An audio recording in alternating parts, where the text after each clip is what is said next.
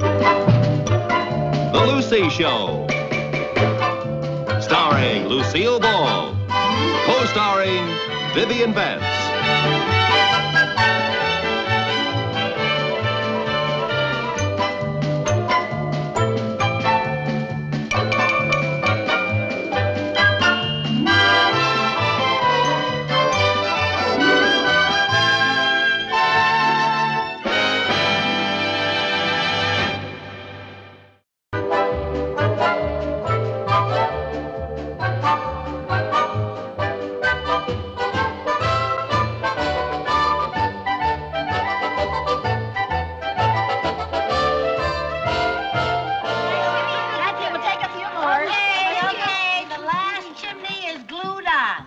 Sugar Cube White House is finished. Yay! Everybody step back so we can get a good look at it.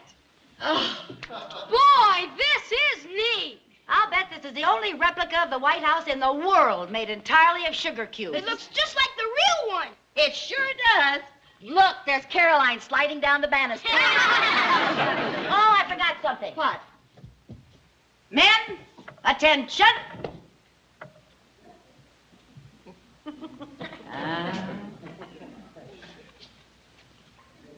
At ease. May I ask a question? Yes, Cub Simmons? When we go to Washington this weekend, will we get to see the real White House? Yeah, the White House, Washington Monument, Congress. Oh, we'll see the Pentagon and the Lincoln Memorial. We're going to see everything. Mrs. Carmichael? Yes, Cub Bagley? Will we get to meet the president? Oh, I'm afraid not. He's too busy. Oh, rats! I'd like to ask a question. Yes, Cub Carmichael? Why are we standing around making small talk when there's refreshments in the kitchen? Oh, I forgot all about it. Help yourselves, fellas. They're on the kitchen Now, table. fellas, don't fight over the cookies. Don't fight over the cookies now. There's plenty of them. Oh, Lucy, I gotta hand it to you. Choosing the United States government as our Cub project was really inspired. Yeah, but I agree with Sherman. What about? About not meeting the president. Rats. Oh, for heaven's sake, you can't ask to see the President of the United States just because you happen to want to say hello. You've got to have a good reason. Hey, I know. People are always presenting him with things, aren't they? Uh-huh. Well, I'm sure Jackie could find room on the mantle for a sugar cube White House. Oh, now, Lucy. Well, one good thing, Viv, I'm pretty sure they won't have one just like it. I'll bet. What are you going to do? I'm going to call the White House. I can only hope that you mean the White House cafeteria. Operator, would you please get me the White House? No, I don't mean the White House cafeteria. No, I mean the White House in Washington, D.C. Yes, I'll speak to anyone. My number is Klondike 54320. They're ringing. This is the most ridiculous thing I ever heard of in my whole life.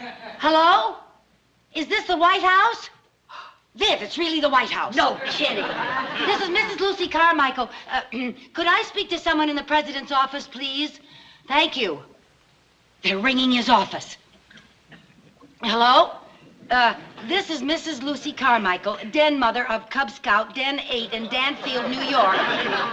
Yes, we're all going to be in Washington this weekend, and we were wondering if we could stop in and give the president a little gift. Well, the boys made it themselves. It's a replica of the White House made entirely out of sugar cubes. That's right. Oh, fine. Thank you, Mr. President. He's checking his appointments. Mr. President. Viv, it was him. Are you sure? Who else in the White House would say replica?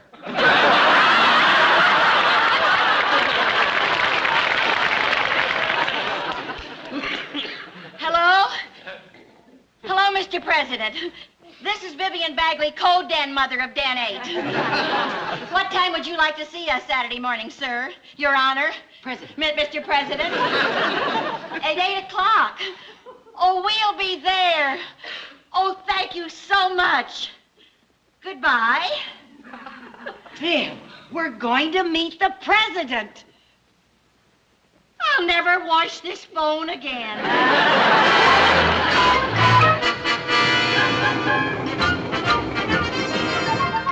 Hey, Shirley, is this our car? No, we're on the next car. Okay, come on, guys. Do we really get to sleep on the train? Sure, eat dinner and breakfast, too. I must say, being a Cub Scout is sure enriching my life. Be careful, Viv. Don't drop it. I haven't dropped it yet, and you backed me through 6 Pullman cars. Oh, here's our compartment right here. Can you open the door? Here, thank you. Let's get this thing in here. Got it? Yeah. All right, here we go. Careful now. Okay. All right. Push the door back. Lucy! What? It won't go through the door. Oh, of course it will. Push the door open. I'm telling you, it won't go through. Pardon us, please. Oh, raise it up, A minute, Viv. sir. Way up, Viv. Sorry. What'll we do? Go on. Try to get through. Turn it on the side. Turn it way over. Oh, no, Lucy, it'll break off the portico. For heaven's sake. Oh, this is a fine mess. The only reason we spent our good money on a compartment was so we'd have a place to put this thing. All aboard! Oh, come on, Viv. We gotta get it in there. I told you we should have built the Washington Monument. Pardon me. Oh, yes. Oh, raise it up a bit. Way up, Viv. What are we playing, ladies? London Bridge is falling down. Conductor, just a moment, please. I'm very happy you came along. We are unable to get this into our compartment, so could you please tell me where to store it? I'm afraid there's no room. Well, what about the baggage car? Oh, I'm sorry. Items for the baggage car must be at the station 30 minutes before boarding. I'm afraid you'll have to take it off the train. Oh, no, sir, we can't do that. We're going to give this to the president. You see, I'm a Cub mother, and our Cub Scouts made this. This is a replica of the White House. You're no kidding. I thought it was Buckingham Palace. Sir, please, can't we leave it here in the aisle? No, it's against regulations. Well, how about over there near the door? There's lots of room there. Yeah, our regulations cover every little nook and cranny. And now, if you'll excuse me, I'm busy. Well, Lucy, what are we going to do with it? we're going to put it down right over there. Oh, no, now, Lucy, he said that was against regulations. Vivian, people who have an appointment with the president do not have to worry about the petty problems of minor officials. Now, come on. Well, right over here. Yeah. Now, put the back of that right up here. Now, careful. Don't drop. Oh, boy, that's heavy. Hang on.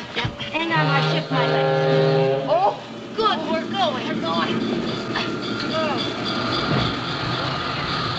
Well, Washington, here we come. I'm starved. Let's go find the boys and have an early dinner. Okay. I want that.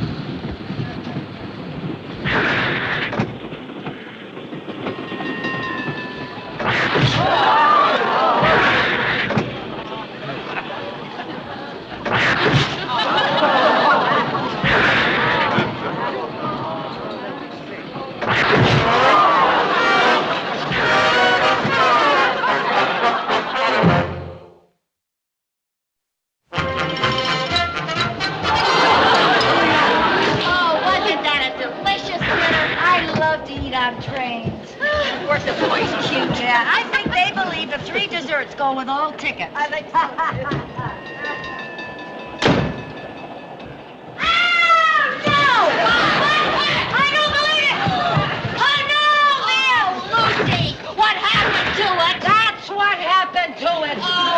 Lucy, all of our hard work. Oh, no. My head. Dear. Oh, dear. What are we going to tell the boys? What are we going to tell the president?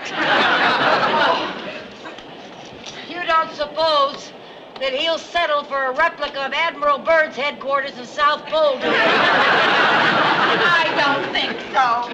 Well, Viv, there's just one thing we gotta do. What's that? It's tricky. But between now and 8 o'clock in the morning, we've got to rebuild the White House. We got to do something trickier than that. What's trickier than that? Between now and 8 o'clock tomorrow morning, we've got to get hold of 3,000 sugar cubes. Oh, well, I'll just go up and ask for them in the dining car.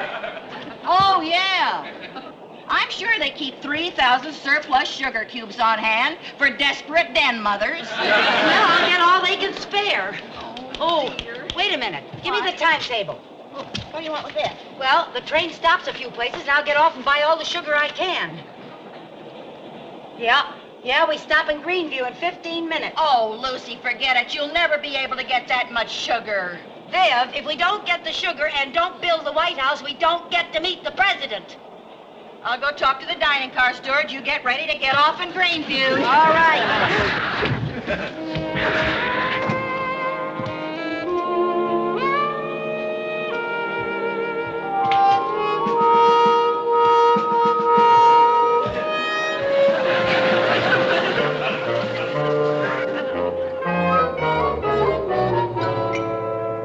The tacker's right here. I'll saddle her up. Good, fine. I'll have a cup of coffee.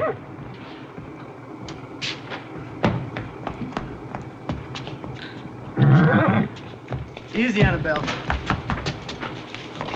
Oh, thank you. Pardon me, sir. Yes, what can I do for you, ma'am? Would you sell me some sugar? Well, I'm sorry, lady. I'm not in the grocery business. Oh, but I really need the sugar.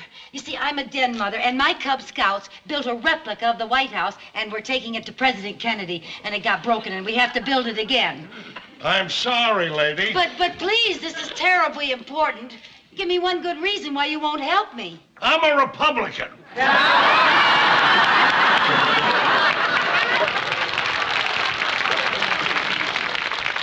sir, can't you do it for the Cub Scouts? They're bipartisan. Look, lady, I have no idea how many people are going to come in here tonight, and I gotta have all the sugar I got on hand, that's all.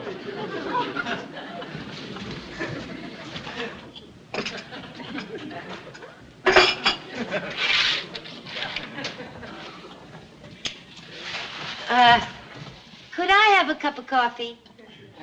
Yeah, sure.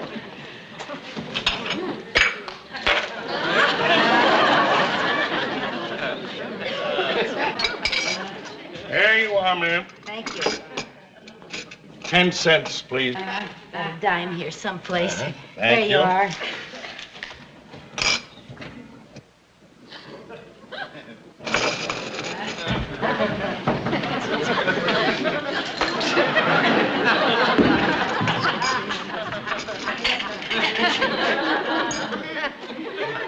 There was a draft there. I'm susceptible.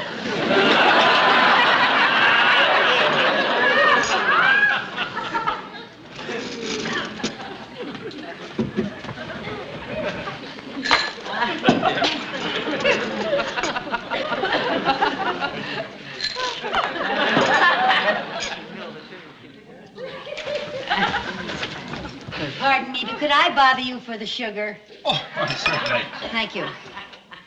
No.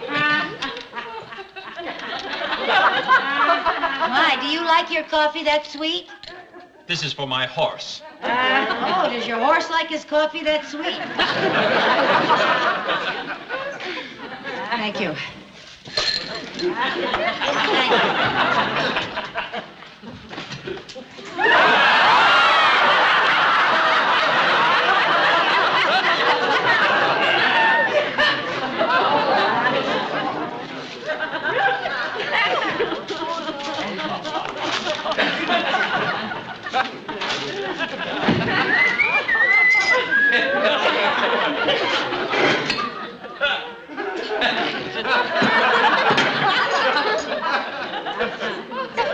This is certainly a nice little stopover. Thank you.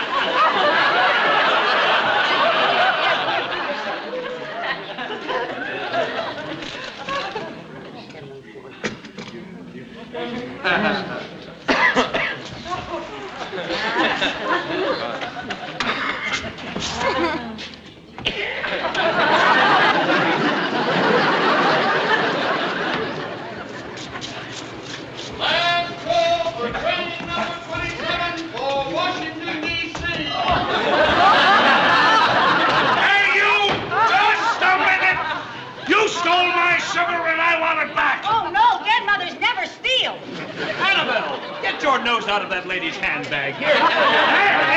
There it is. The horse is eating the sugar right out of your purse. Well, now, maybe she's not looking for sugar. She might be looking for something else, you know. Like what? Well, like my billfold. You've heard of a horse thief. I'm gonna call the cops. Oh, no, I left $5 on the counter. Lady, I don't want your money. All I want is my sugar. My train! Stop! I want my sugar back!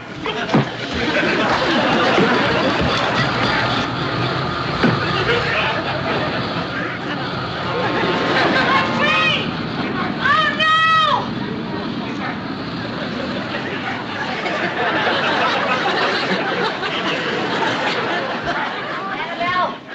Annabelle, we got it.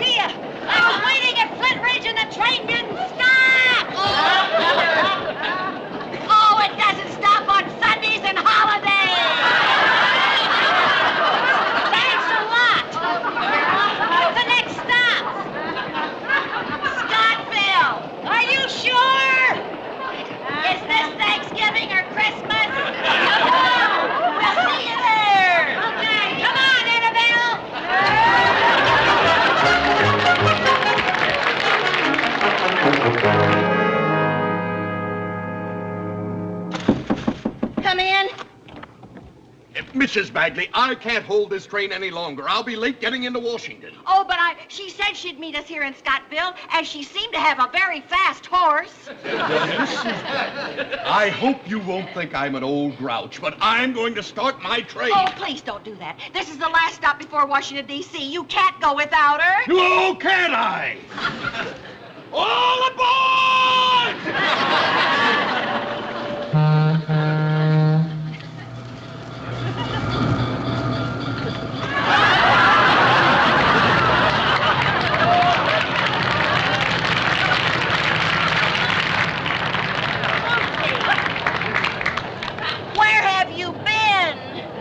Over every fence, wall, and hedge between Greenville and Scottville. What happened? Annabelle turned out to be a jumper.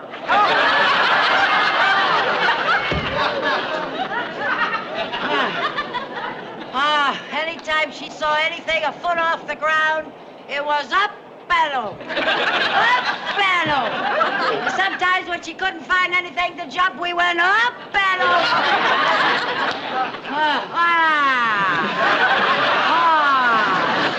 Oh, Lucy. Lucy? What? Did you get the sugar? I did. Viv, I want to tell you, you haven't lived until you've jumped over a high fence with 15 pounds of sugar slapping you in the ribs. Oh, dear. I hope you didn't break any of the cubes. The cubes are fine. I just hope my ribs are all right. Lucy, What? what'd you do with Annabelle? I tied her to a parking meter and left my name and address and told them that I'd send the money for whatever it cost to get her home. Oh, no! What's the matter? I forgot to put money in the parking meter. Annabelle's overparked. Oh.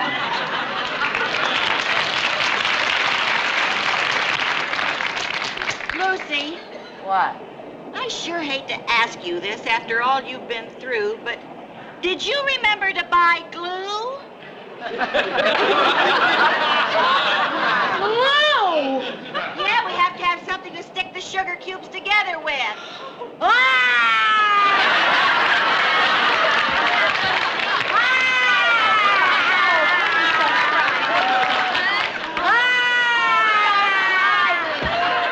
You mean we did all that up and over for nothing? Now, Lucy, you got all the sugar. All I have to think of is something else that'll make them stick together, isn't Why it? don't make them stick together? I know. Wow. I got just the thing. What do you got? I brought all this bubble gum along in case the boys wanted it. We could chew this up and stick them together. Bubble gum? We'll never be able to put that thing together. Stop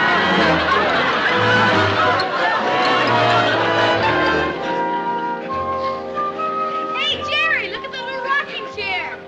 Yeah, whose chair was that, mister? That chair belonged to President Lincoln's son, Tad, when he was just about your age. No kidding. Oh, excuse me, ladies. Oh, Viv, I'm so nervous. I don't know if I can remember my presentation speech. Maybe you better go over it again, huh? Yeah, I better. Let's see. On behalf of the Cub Scouts of Danfield, New York, Pack 57, Den 8, we'd like to present this model White House to you, the president of, what's he the president of? President of the United States. President of the United States. Yes. Oh, I'm so nervous. Pardon me, ladies. The president will see you now. Oh, excuse me. All right, boys, get into a column of twos here. We're all going in, right that way. Little gentlemen, act nice. Now, let's be, but we'll be proud of you now. March. Now, march. That's it. Be polite. All right, Lucy, let's go. Oh, Viv. What's the matter? My legs are all wobbly. Oh, Lucy, don't drop the White House. Pardon me, ladies. The president's waiting. Oh, yes. Lucy? Please. What? I gotta sit down. Oh, you have to sit down? Just a minute, dear. Just a minute.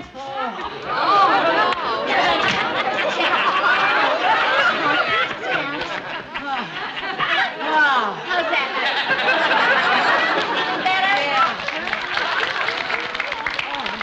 I've never been so nervous in my life. Are you all right now? Yeah, we better get in All there. right, let's go. Not keep the president waiting. Come on. Viv, I'm stuck. Oh, no, Lucy, you're not stuck. Yes. Help me out of this. Oh, good heavens. Pull it off. Oh, Lucy. Pull harder. I can't pull any harder. I'll break it and it's priceless. I gotta get it off, Viv. Oh, dear. What are we gonna do? We can't keep the president waiting. Well, I guess I'll just have to make the presentation without you. Oh, no, you don't.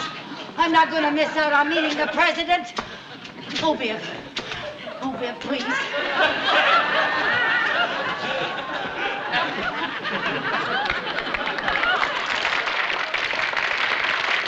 How do you do, Mr. President? Come in, Miss Carmichael. Don't be bashful. I'm happy to see that I'm not the only person who is attached to a rocking chair.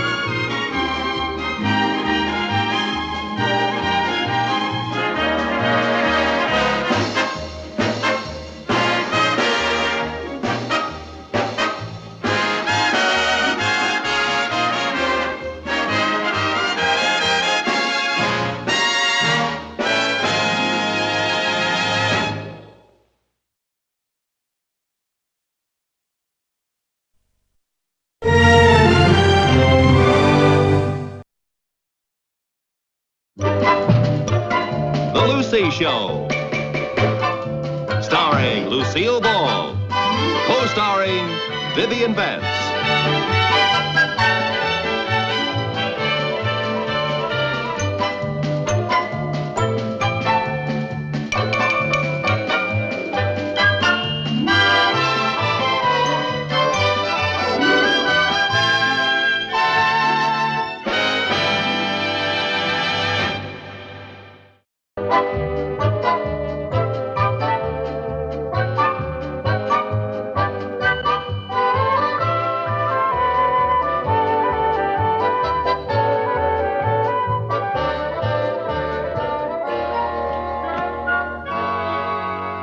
What do you got there?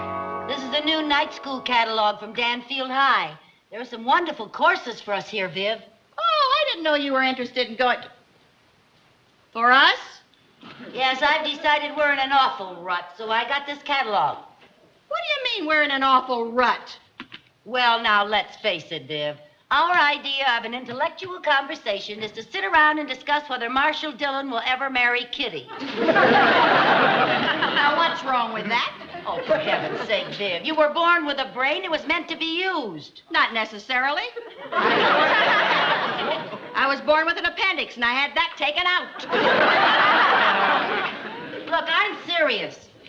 We should keep our minds alert. There's no need to stop thinking just because we've been out of school for a couple of years. A couple of years? Your mind may be alert, but your memory's gone Betty by.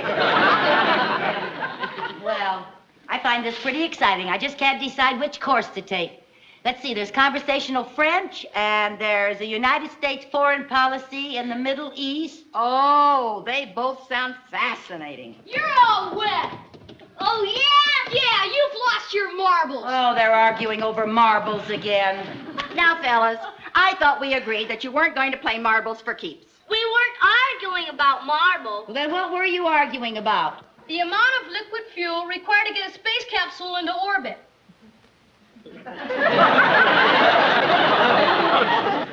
I say liquid fuel used in space capsules is measured in tons. And I say if it's liquid fuel, it's got to be measured in gallons. Oh, I see. Well, Mom, am I right? Well, now, Sherman, you might be right. If those space things use as much gas as my car does, it could be measured in tons. It's gallons, isn't it, Mom? Well, let's see now. If we could figure out how many gallons there are in a ton, let's see now. There are 4 quarts to a gallon. And, let's see now. A ton has, we all know that a pint's a pound the world around. Holy cow! I told you our mothers wouldn't know. Well, worth a try. Where's that catalog? Yeah. Whoa. Wonder if they've got anything called Cape Canaveral at a glance. Welcome to Introduction to Chemistry and Physics. I am Professor Adrian Vance. Now, the first few weeks of our class will be devoted to chemistry. Now, you will notice about the class many pieces of equipment which undoubtedly you're not familiar with. However, as we go...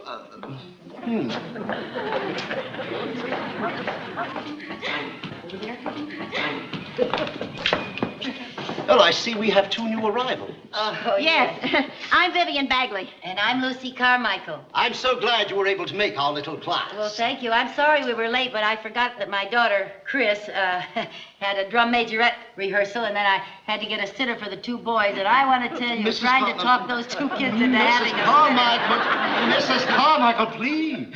There's a class in session. Oh, I'm sorry. Did we miss very much? No, just my opening remarks. Oh. But with the class's indulgence, we'll start all over again. Oh, thank you. Yes, That's very kind of you. Welcome to Introduction to Chemistry and Physics. I am Professor Adrian Vance. Now, the first few weeks of this class will be devoted to chemistry. Now, the person sitting next to you will be your lab partner. Now, about this equipment which you see about you. Naturally, it is all unfamiliar to you now, but as time goes... Mrs. Carmichael. Yes? Is there some problem? Oh, I was just asking this gentleman to change places with me so Viv and I could be partners. See, we live in the same house, then we can do our homework together. Would you? Thank you. Thank you very much. That's very nice of you. Thank you. Now, may I go on? Oh, yes. Go right thank ahead. you. Thank you very much. see, You don't mind, do you? I hope you will bring to this class a great deal of curiosity. Yes, curiosity has led to many discoveries in the past and will lead to many discoveries in the future. Now, there are many things still to be conquered by science. Can you name any of them? Yes? How about a cure for the common cold? Good. Boy, she sure needs one, doesn't she? I don't think it'll happen in time to save her, though. Mr. Vance, no one knows for sure if there's life on the other planets. That's right. Yeah, huh? Yes. No one has discovered the secret of eternal youth. Well, they haven't. Oh, that's pretty silly. No, come on, boss. Let's not scoff. After all, a scientist must keep an open mind. For everything is possible in science. You see? Now, this class may not make scientists of all of you, but it will make you aware of the world around you. Now, class, in the next few weeks, each one of you will have his own special project. And now, class, will you step down here, please? Gather around me. I'd like to explain some of this equipment to you. Now, this is a Bunsen burner. Oh, that's what that thingamajig is. See, Viv? That's a Bunsen burner. I heard it. The handle which controls the gas is very sensitive, so regulate it with care. All right, now, everybody, back to your work tables, You two young ladies will work right here. Oh, we got our own work table. Yeah. Now, I'll explain what you're supposed to do. You ready? Everyone, light his Bunsen burner. Oh, you strike the match, Viv. Okay.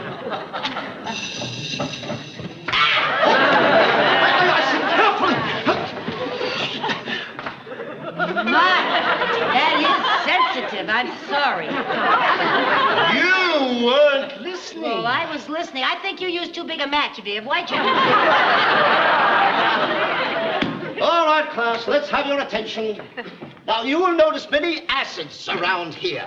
Now, we will be handling a great many of these acids. Now, if you'll step this way, please.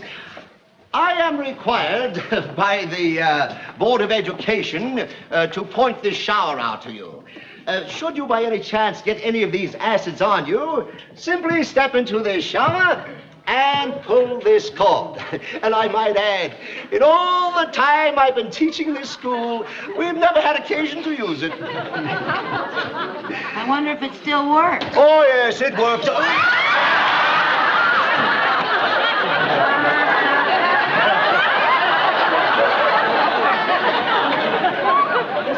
Yeah, it works.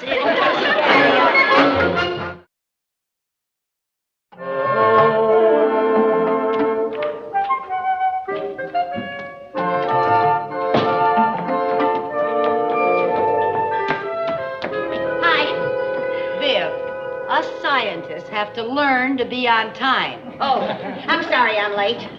What's all this? We started our special projects tonight. Oh, well, do you want to guess what project I'm working on? Splitting the atom. No, somebody already did that. I don't want to be a copycat. Oh. I'm going to see if I can find the secret of eternal youth. Now, what do you think of that? Well, now, I think you've cracked your beaker. Professor Vance himself said nothing was impossible. Okay, you've got your project. Now, what am I going to do? Well, if you can't think of anything, why don't you help me try to find the secret of eternal youth? Why not? What have I got to lose? Maybe 10 years. Well, now let's get to work. We don't want to waste any time. Write this down. Get your pad and pencil. You should keep that with you all the time, Viv. All right. It's what a good assistant would do. All right, now write it down. C9, H8, 04. C9H804. Yeah. I wonder if I should use 1 cc or 2 cc's. Well, now, it all depends on how many people you're planning to serve. Will you be serious? Write down 1 cc. 1 cc. Wonder if Madame Curie had this much trouble with her assistant. Well, what special project do we have here? I am trying to discover the secret of eternal youth. Oh, that's very nice, very nice. I'm glad to hear the secret of what? The secret of eternal youth. Remember, we talked about it in class, and you said it was possible? I did? Well, you said anything was possible. Oh, yeah, well, yes, well, so it is. Of course, you know what formula we're using here.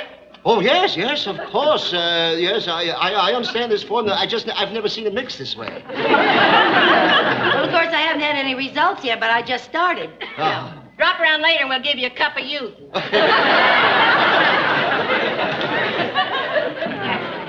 I think I know what I need here. One of the acid salts. Get me some sodium bisulfate solution over there. Okay.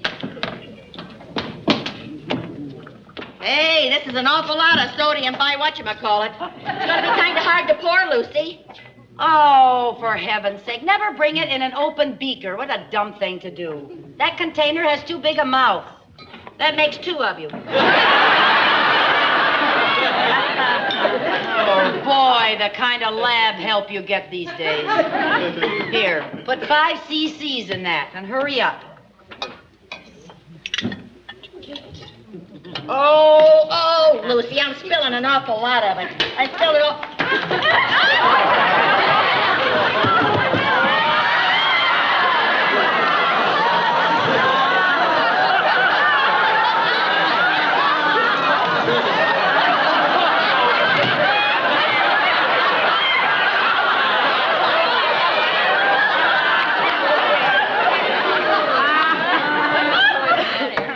What are you trying to do? I was saving you. You spilled acid all over yourself. What's going on here? She spilled acid all over herself. What acid was it? One of the deadly acid salts, sodium bisulfate. An acid salt, Mrs. Carmichael, is not an acid. It's a salt. Oh.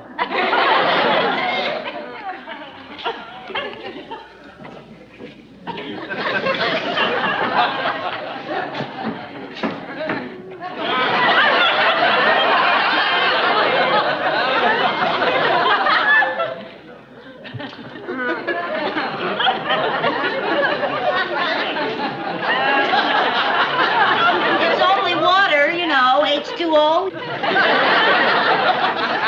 Stand right here, honey, and dry yourself off in front of our Bunsen burner.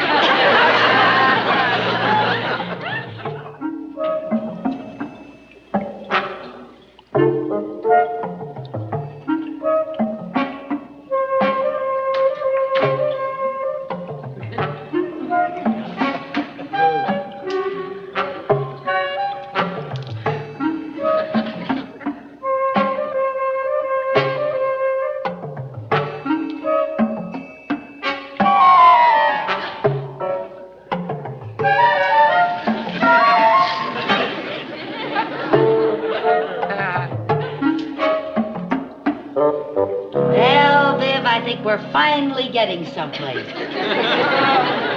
I think so, too. You may not have found the fountain of youth, but you have invented a glass jungle, Jim. All right, just take your notes. Listen, I'm going to need some more glass tubing. Go get it, please. There is no more gas tubing. You've used it all, unless you'd like for me to empty the thermometer. There. I need glass tubing. I don't care where you get it. I don't care how you get it, but get it. Yes, madame.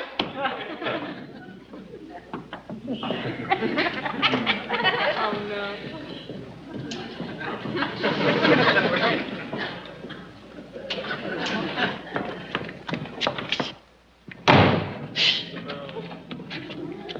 Mr. Vance, could I see you for a minute? Yes.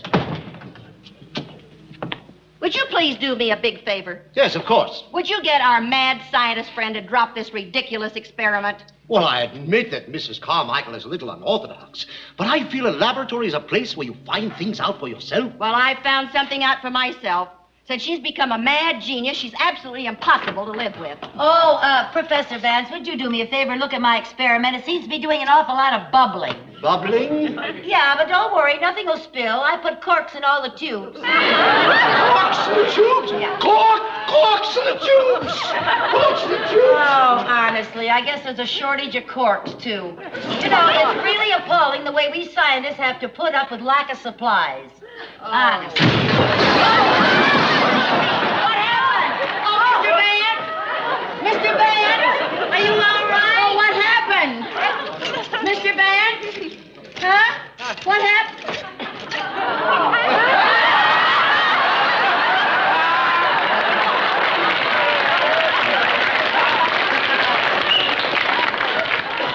Are you all right? I'm all right. Now remember, keep an open mind. Open mind? An open mind. Open mind? Yes. Open mind? I think I better go look at my experiment and see if I can salvage anything from the wreck. I may have to start all over again. Start all over again? That's right. You know, perhaps I should discourage her while Danfield High is still in one piece. You better discourage her before she blows up the whole town. Hey, I got an idea.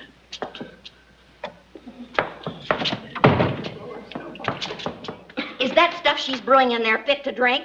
Why, yes. According to her notes, it's nothing but a mild sedative. A mild sedative. That's perfect.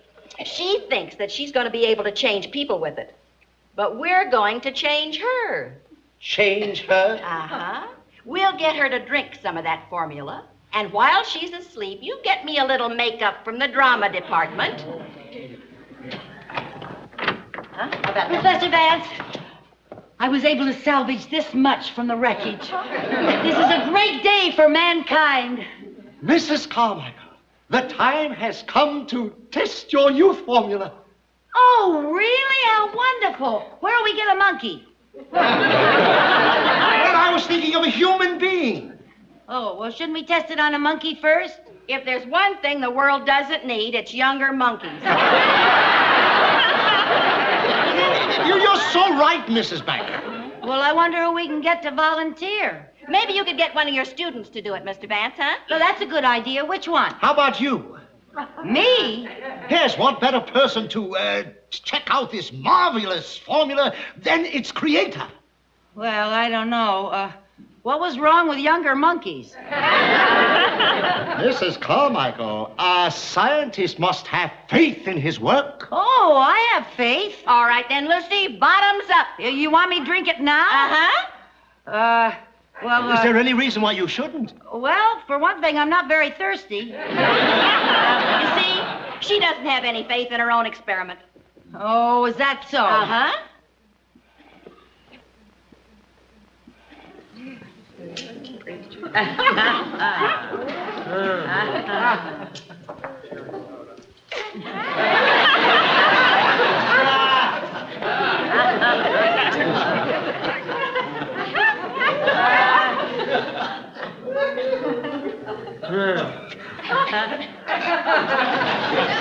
Now I think you'd better go to my office, lie down, relax. Why? I feel fine. Oh, but a complete relaxation is absolutely essential in an experiment of this nature. Oh? Yes, later we'll come in and check the results. Yeah. Oh. Oh. All right. Are you all right? You know this was very tasty?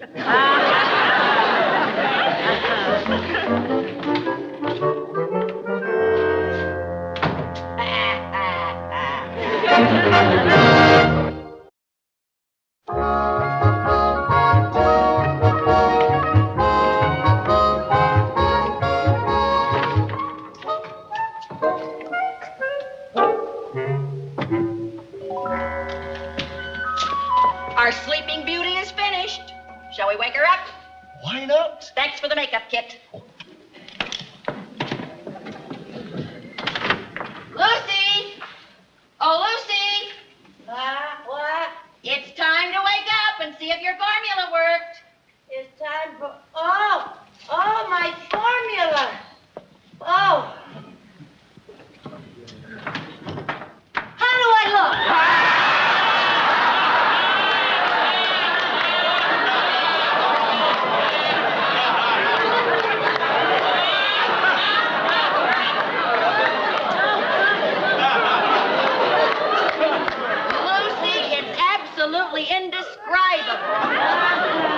it's incredible.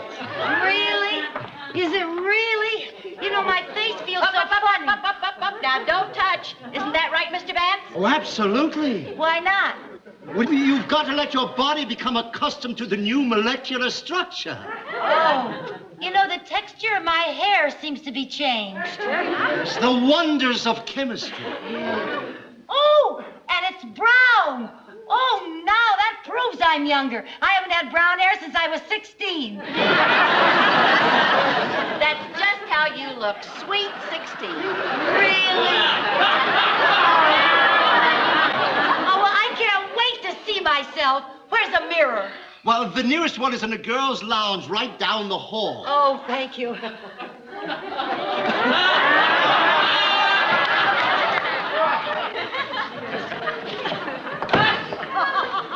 Hi, Georgie. I know what you're thinking. You didn't know Chris Carmichael had a sister. Well, she hasn't. I'm her mother. Oh, her mother. That's nice.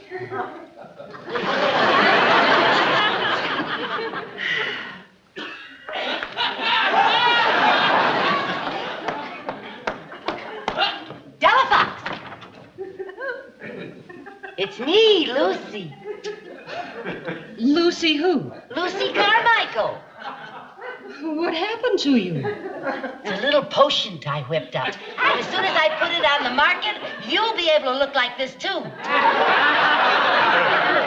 How about that?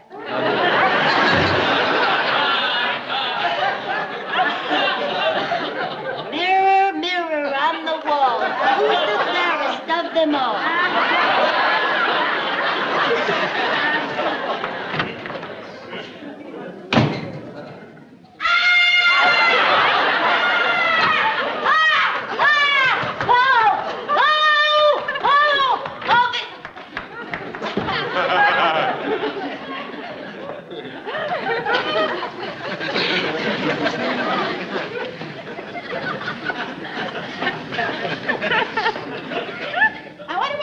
Her so long. Well, she should be around Lucy! here somewhere. Lucy! Biff.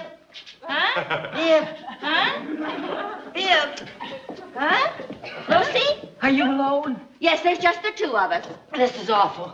Why didn't you tell me what I looked like? I didn't want to hurt your feelings. We wanted to spare you. Something must have gone wrong with my formula. There, even scientists make mistakes. After all, you're only human. I'm not too sure. Oh, now, Lucy, it's not just a total flop. Now, you did prove that people's looks can be changed, and you did invent a new formula. Yeah, and I know what to call it, instant ugly. With your knowledge of chemistry. I'm through with chemistry. I'm through with everything. I'll never step outside my house again. Not even on Halloween?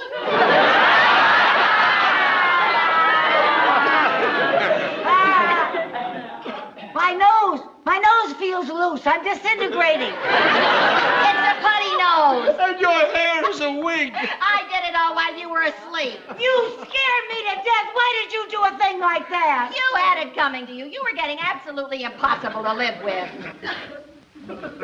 Well, I guess I did get a little carried away. But I did admire your enthusiasm. Yeah, but my formula was a big flop. Well, perhaps chemistry isn't your best subject. In a few weeks, we'll be switching to physics.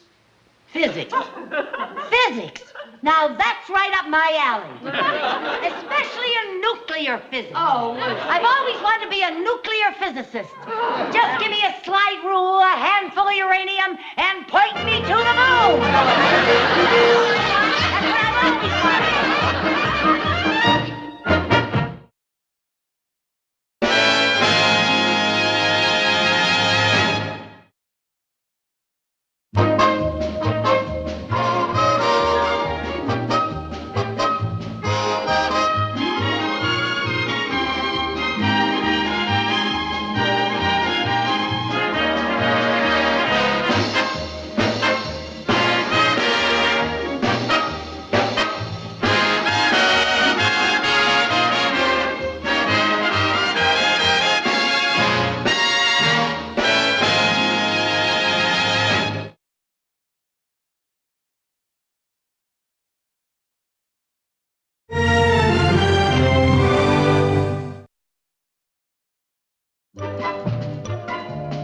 Daily Show.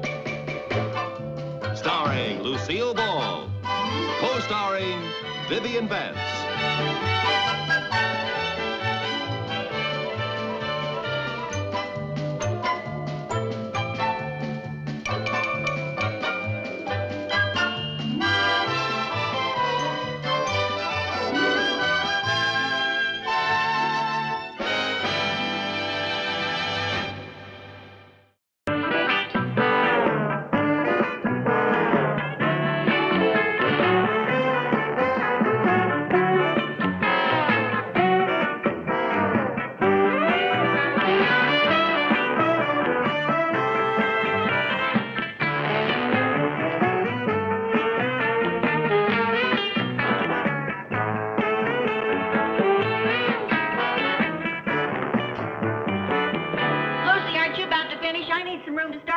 This is the last one. Is Chrissy going to take all of these clothes just for 1 week at Sandy Cove? That's right. Here's her list. 6 pairs of capris, 4 sweaters, 2 pairs of Bermuda shorts, 3 sweatshirts, 1 pair of jeans, a jacket, 4 pairs of sneakers, 2 shifts, 5 bathing suits, and if for some strange reason she should want to look like a girl, 1 dress. Has she got luggage enough for all these clothes? Oh, sure. Maybe I'll have to carry my things in a paper bag. You can borrow my suitcase. Too late. Chris beat me to it. Oh, dear. Lucy, I certainly admire your nerve chaperoning a club of teenage girls for a whole week. Well, I think it'd kind of be fun. Are you sure you don't want to change your mind and come along? No, thanks. I wouldn't fit in. I'm too old to be a teenager and too young to die. Oh, the creep! Debbie Westcott's father is the creepiest. Chris, I hardly think it proper for you to call your school principal a creep. But he won't let Debbie go with us to Sandy Cove. And if Debbie Westcott can't go, the other girls' parents won't let them go either. So it looks like the whole trip is off. Well, did you tell Mr. Westcott that I was going with you? Yes, but he still said no. What a drag. Oh, I just think that's a shame. I'm finally old enough to go to Sandy Cove, and what does that old rinky-dink do? Shop. Well, wait, maybe I could call Mr. Westcott and get him to change his mind. Oh, that'll be the day. Well, it's worth a try. Go ahead, Lucy. Give old Rinky Dink a ding-a-ling.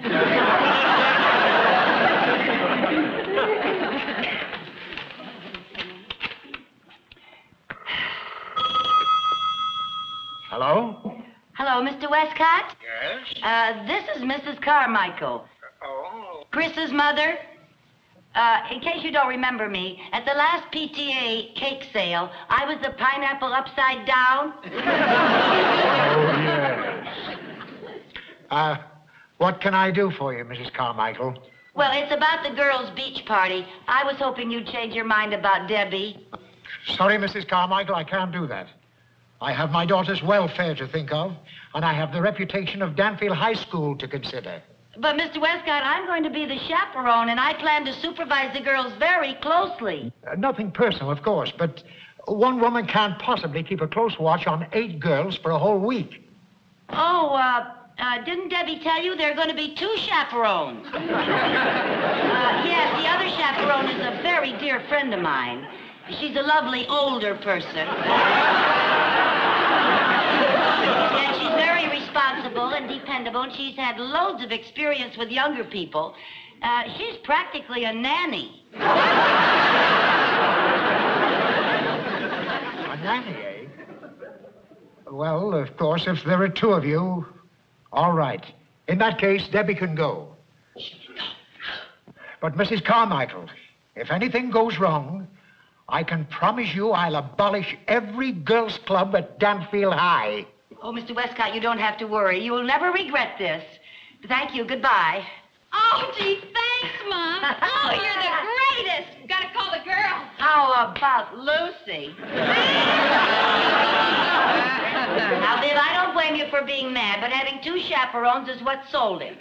Now, be a sport. What do you say? Nanny doesn't live here anymore.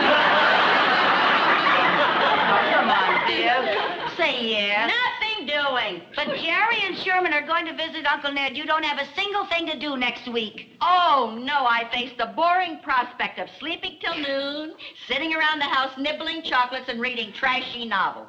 You can do the same thing at Sandy Cove and get a tan besides. Well, come on, say yes. Oh, all right. Good girl. Oh, wait a minute, can't go.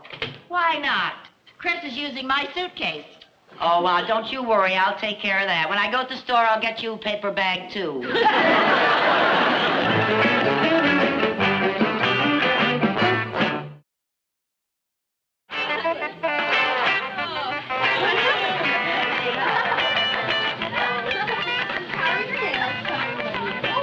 Hey, girls, look.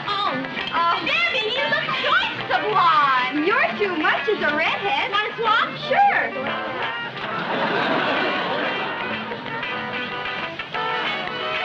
Hey, girls, look. I feel just like Jane Mansfield. Oh, you're kidding. Gee, am I glad my father finally let me come. Oh, me too. Debbie, I don't know how you stand it. If my father was the school principal, I'd die. I'd really die. Yes, Blake. Hey, girls, what are we going to do all week? I mean, besides our hair and our nails? I wonder if there are any boys around. Are there? Woo! Now, Georgie Blake and his club have the cottage next door. There are 12 choice strangers on the other side, and our whole football team's across the road. Wow, Boyville! Hey, you know that real tall, good-looking guy that looks like Paul Newman?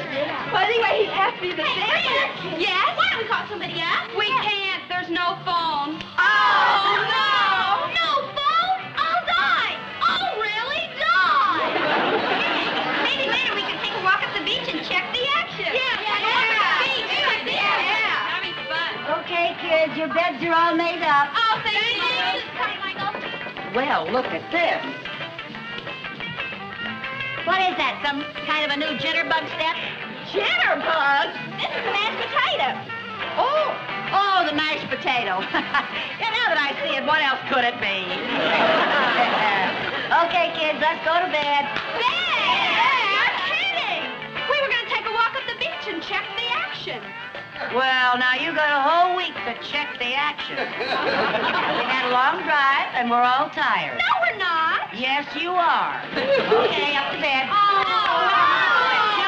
Too bad. We're tired. Come on now. And give me the pop bottle. No pop, no candy. Give me candy. And don't take the radio. You're going to sleep, not dance. Wash, hash, a ton of dead rubber gun. Yeah, wash, hash, ton yahtsuits. Well, that wasn't a very nice thing for them to say. It wasn't. What'd they say? They called us two Dudda-Gucky Yaksus. Is that bad? It means we're two old fogies. How did you know that? Oh, it's the kind of language teenagers speak when they don't want us old fogies to know what they're saying. Oh, how'd you ever learn it? Little Jerry figured it out and slipped me the code. Oh. Oh, what a mess this place is. You know, Viv, the kids have got a point. It would be kind of a drag spending a whole week here with two old fogies. That's what chaperones are supposed to be. Not necessarily. We could be two young fogies. We could turn ourselves into teenagers. And just how do you propose to do that short of plastic surgery? Well, we could act and talk like teenagers.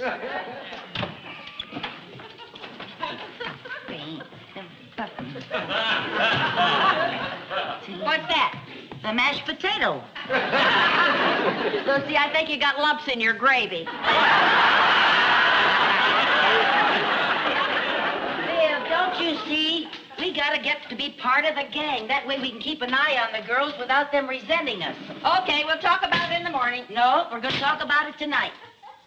I'm gonna teach you a few basic teenage slang words right now.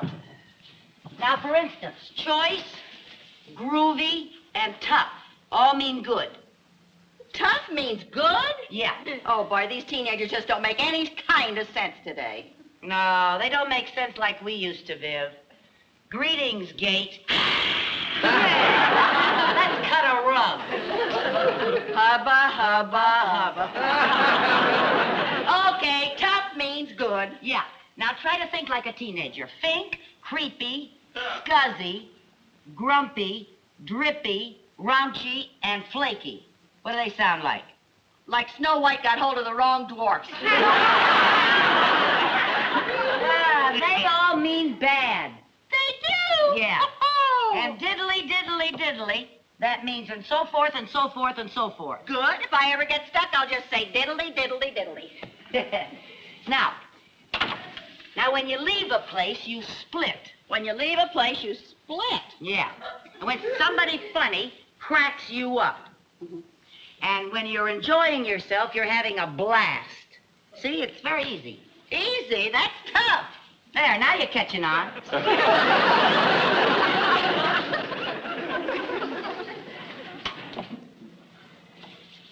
Lucy? What? Don't you think I ought to shut the window? To shut out that marvelous ocean breeze? Oh, boy, we're really gonna sleep tonight, Viv. Okay. Good night. Pleasant dreams, Bill.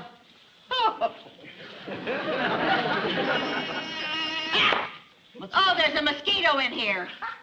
He must have come in on that marvelous ocean breeze. That was not a mosquito. Mosquitoes come later in the summer. Well, now, this one may have come a little early to take advantage of the off-season rate.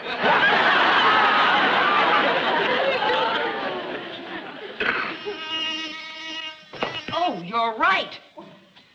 And he brought a friend to share expenses. Oh, Lucy, this is terrible. Now, what are we going to do? I think I saw some mosquito netting here. Oh, to think I could be home with a bonbon and a book instead of in this flaky place. Here, spread it across the whole bed, both beds. Plenty down here and plenty for our heads up at the top. Oh, let's slide over. Gee.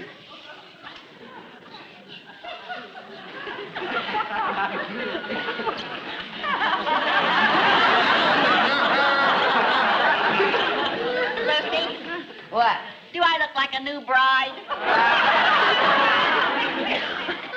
You look more like an old beekeeper. Good night. Good night.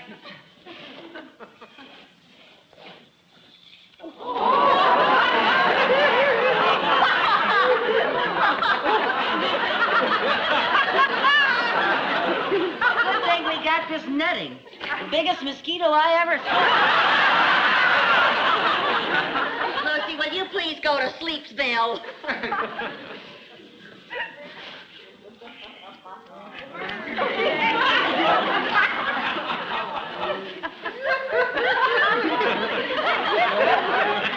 Boy, he is a big one. If I didn't know he was a mosquito, I'd swear he was a bat.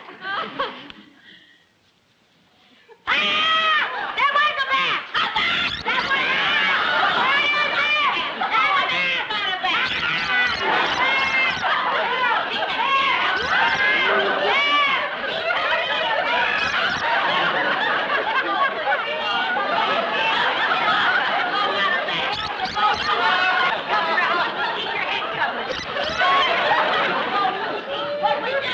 Where are you going? What do we do? Where? Oh, dear.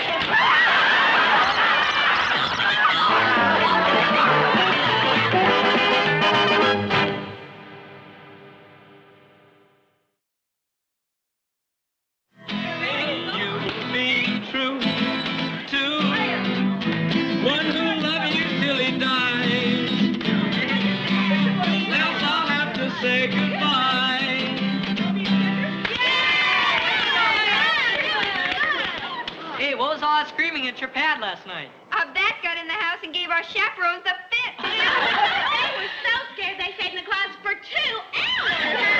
Well, what do you know? The bat just replaced the dog as man's best friend. I didn't even see it. I slept through the whole thing. Me too. If I ever saw a bat, I'd die. I'd really die. Listen, Cynthia, if you ever see a bat, just cool it. They won't bug you if you don't bug them.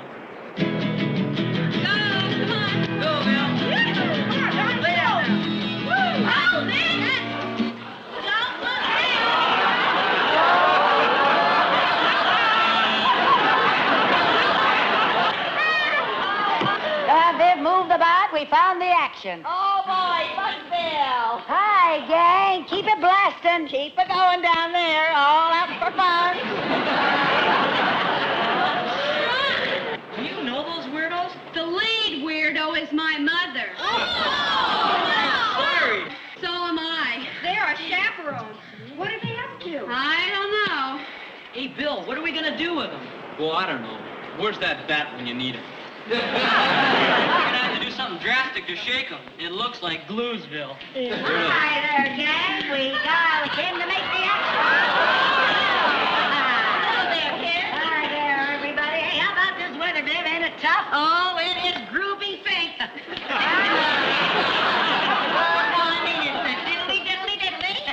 Mother, these are the boys from next door. This is my mother and Mrs. Bagley. How you doing, Mrs. Carmichael? Oh, you can cool out Mrs. Carmichael, Jazz. Just think of me as one of the chicks. Yes, chop on that Mrs. Bagley. How about another song, Bill? Hey, one at a time. Hey, do you know big girls don't cry? Yeah. Hey, we know that, Viv. Yeah, we know that, but let's do it, huh? Big girls don't cry. Big girls don't cry. Big girls don't cry. Big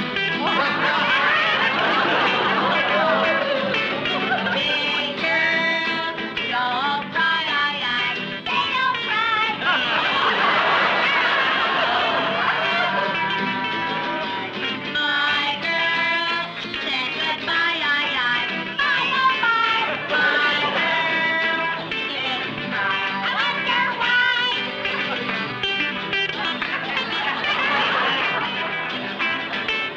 I'm a fool, silly fool.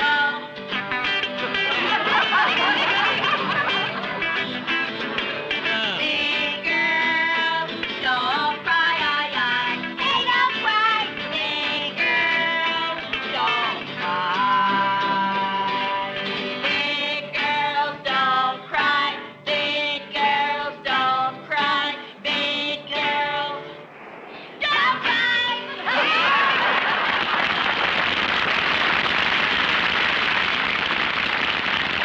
I love that song. That is a wailing song, isn't it? Yeah, do you know another song? How about the Surfer Stomp? Sure, I know that one. You know that. You play that. Well, get going on that one. We're gonna do that surfer stomp. What are we gonna do with them? Come on, have fun. I know how we can get rid of them. How? Hey, everybody!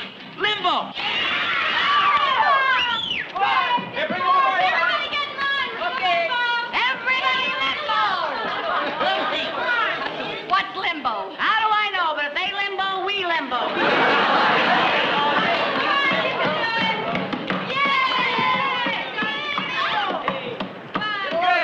Oh, wait a minute. Now, Lucy, if you think I'm going to do that, you are out to lunch. Sit down and watch. Nothing doing. Get up there, Viv. You Oh, I'm going to... Oh, Lucy. Sure. Well, Come on now. get going back Keep here, that beat. fellas. Keep that beat. Keep that beat. Keep that beat. Keep that beat. Keep that beat. Keep that beat. That's very good. All right. Keep that beat. Keep that beat. Keep that beat. Keep that beat.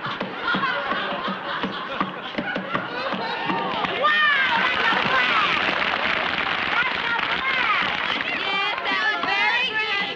Thank you. Thank you. Lucy, I'm going to go in the house. Wait a minute. Why do you want to split? Because my pants just did. All right, let's get our clothes and hurry back. We got to keep making this scene. Oh, diddly, diddly, diddly.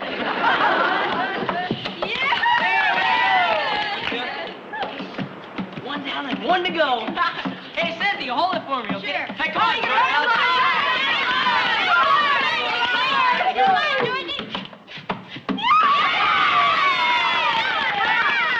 Lauren, just about there now. Oh, this is fun. I dig this. I dig this. Now then, keep the beat. Keep the beat. Keep the beat. Keep the beat. Oh, well, that's enough of that. We're going to do something else now. We're going to play volleyball. Yeah, volleyball. Get the ball. Oh, you sit down and watch. We're going to play volleyball. Hey, Georgie. Okay,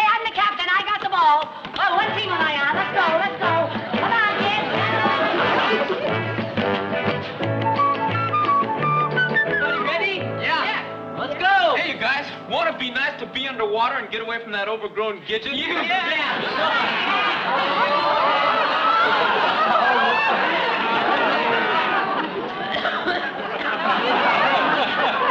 I'm all ready for the underwater bit. Last one in's a rotten fink.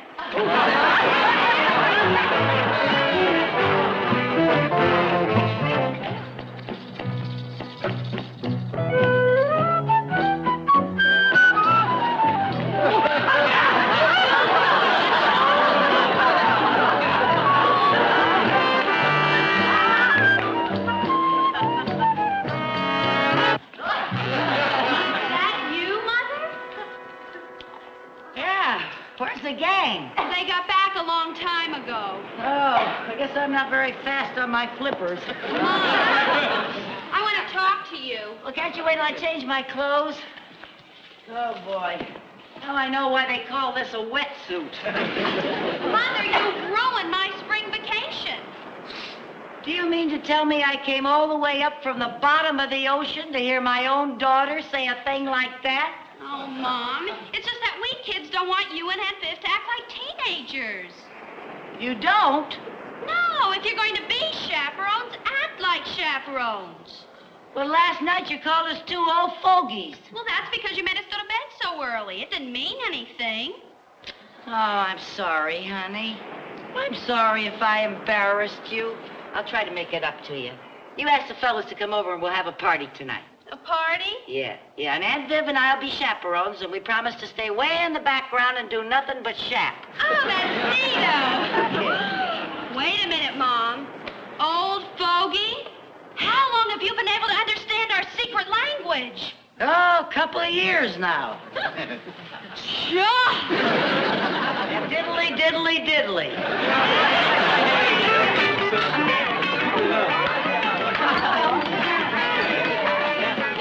Hey, Viv, isn't it nice to be able to act like ourselves again? I wasn't cut out to be a teenager, even when I was a teenager. Hey, Debbie, what time are your folks going to come up? I hope never. Nobody else's parents are coming up. Oh, why did I have to be a principal's daughter? It's Freaksville. It's great, Miss Colonel.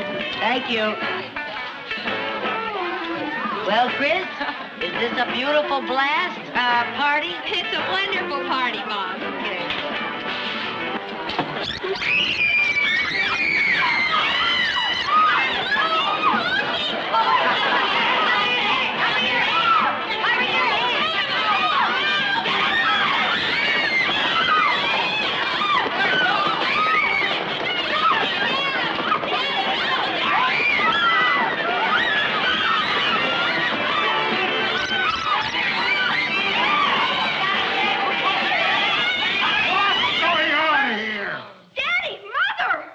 Mrs. Carmichael, I warned you about wild parties. Oh, Mr. Westcott, this ain't a wild party. We were chasing a bat.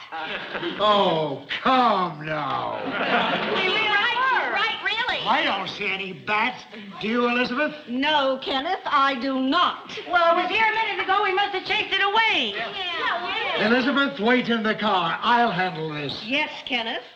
But, Daddy, there was a bat. He must have blown out the window. Debbie, you pack your things. But, Daddy! And your club is under suspension until further notice. Westcott, that's not fair. You must believe me. This was very innocent. I know a rumble when I see one. Damn it! It is a bat! It's in the car!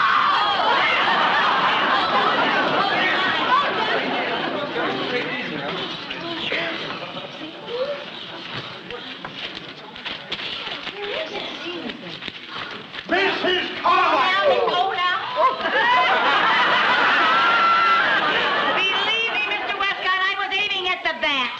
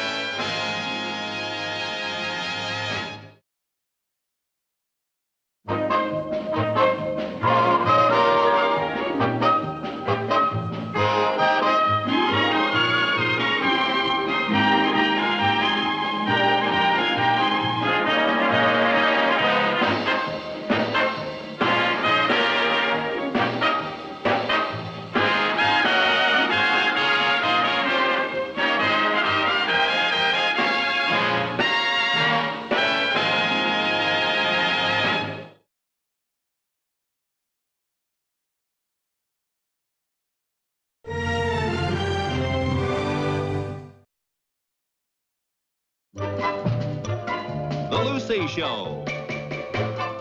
Starring Lucille Ball. Co-starring Vivian Vance.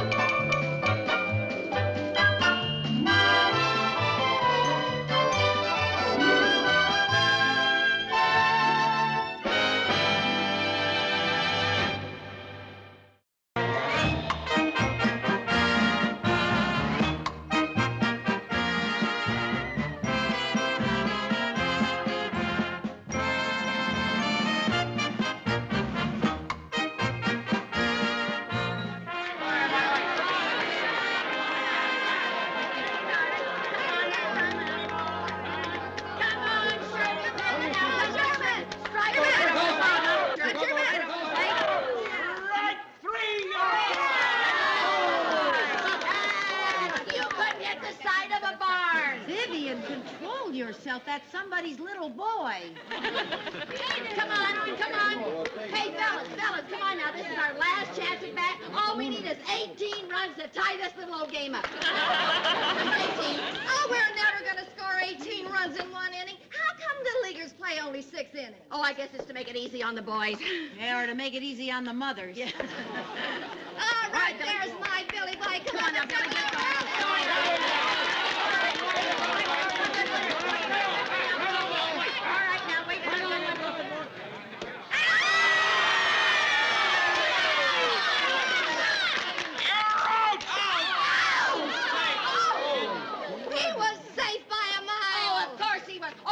Sherm, come on now, home run. How about it, Sherman? A home run, that's what we need. Come on now, Sherm. Now wait for a good one. Don't hit a bad one now, Sherm. Wait for a good one.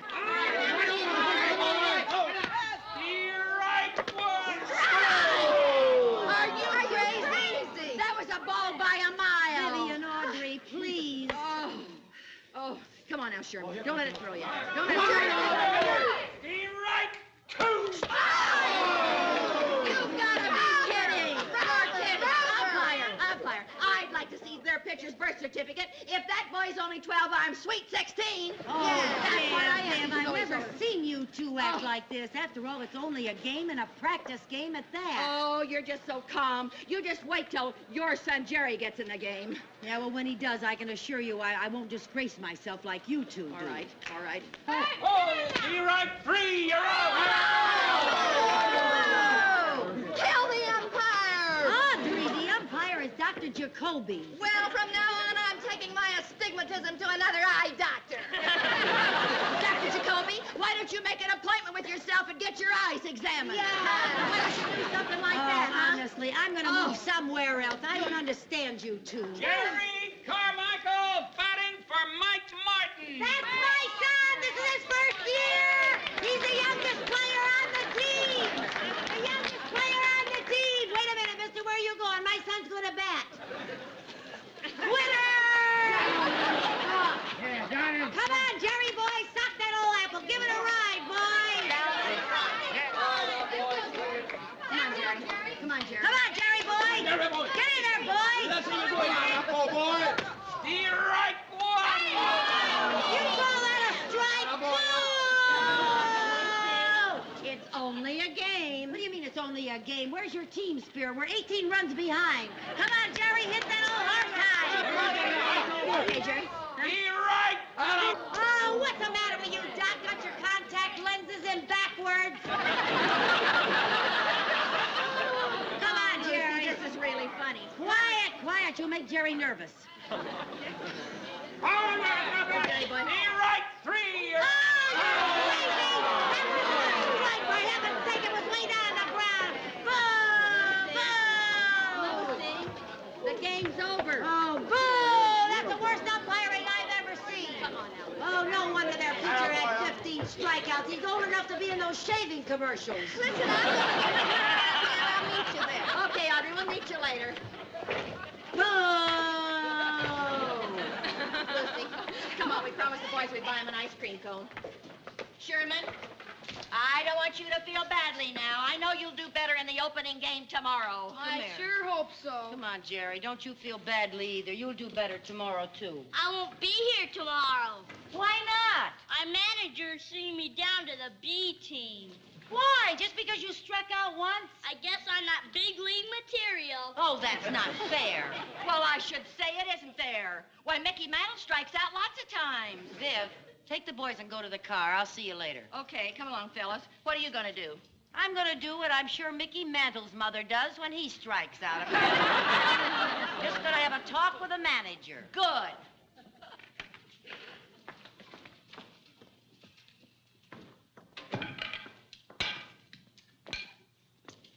Mr. Crescent.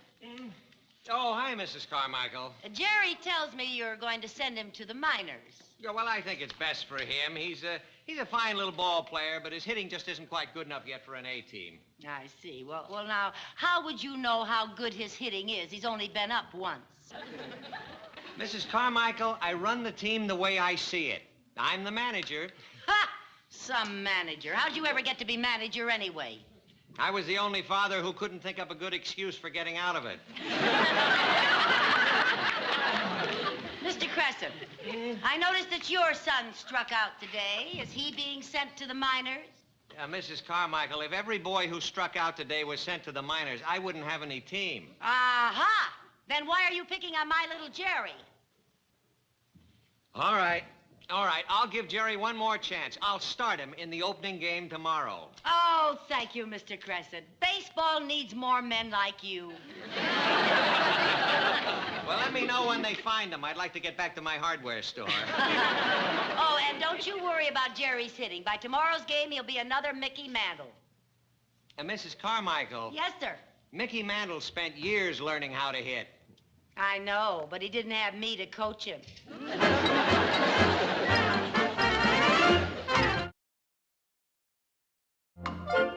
That's right. Now, take a good swing. Oh, no, honey. No, you're forgetting what's in the book. You sit down now, and I'll show you. Here, you take these rubber balls. You squeeze these. That'll get the muscles in your hands real strong. Now, squeeze them. That's right. Now, watch here. You see, you take the bat like this. Put your hands together. And then you go straight out like this. You don't wrap it around your neck like that, see? You step forward with your left foot and you swing nice and level. Now, you see, that would have been a two-bagger. That's pretty good for me. Yeah. You know, I'm not going to be satisfied till you are the short sultan of squat. How about that? Listen, keep squeezing, Jerry. Now, I want to show you something in this book here. You see how he's holding the bat? You see Sherman? that? What, Mom? Come on down. It's time for me to rub your arm again. Again? Yes, again. I'm too busy, Mom. I'm writing a composition for English. Writing? With a game tomorrow, you'll ruin your pitching arm. Now, what else am I going to do with? You just dictate it to me, darling, and I'll type it for you in the morning. Now, you sit down and let me rub my little southpaw's arm, huh? Now, you see, part of the trouble is you're not getting the bat around fast enough. Keep squeezing, Jerry. Maybe the bat's too heavy for him. Oh? What do you think, Jerry? The bat's not too heavy. I'm too light. Well, if you're going to use this bat, you're going to have to choke it then. And if you're going to choke it, you really choke it way up there, see? Boy, Jerry, you're so little. I'm sure glad I'm not pitching to you. What's that got to do with it? Yeah, what are you talking about? Well, it's just hard for pitchers to throw strikes to somebody that small. Oh, you mean if he scrooches down in the batter's box, it would be even harder? Hey. It also helps if he can rattle the pitcher. Good idea. How do you rattle the pitcher? You scare him. You look mean and you snarl at him. Keep squeezing, Jerry. Now, all you got to remember is scrooch, snarl, and swing. Okay, Jerry, let's see what you can do. Okay. Take a good swing now. What's the matter? I can't hold the bat. Why not?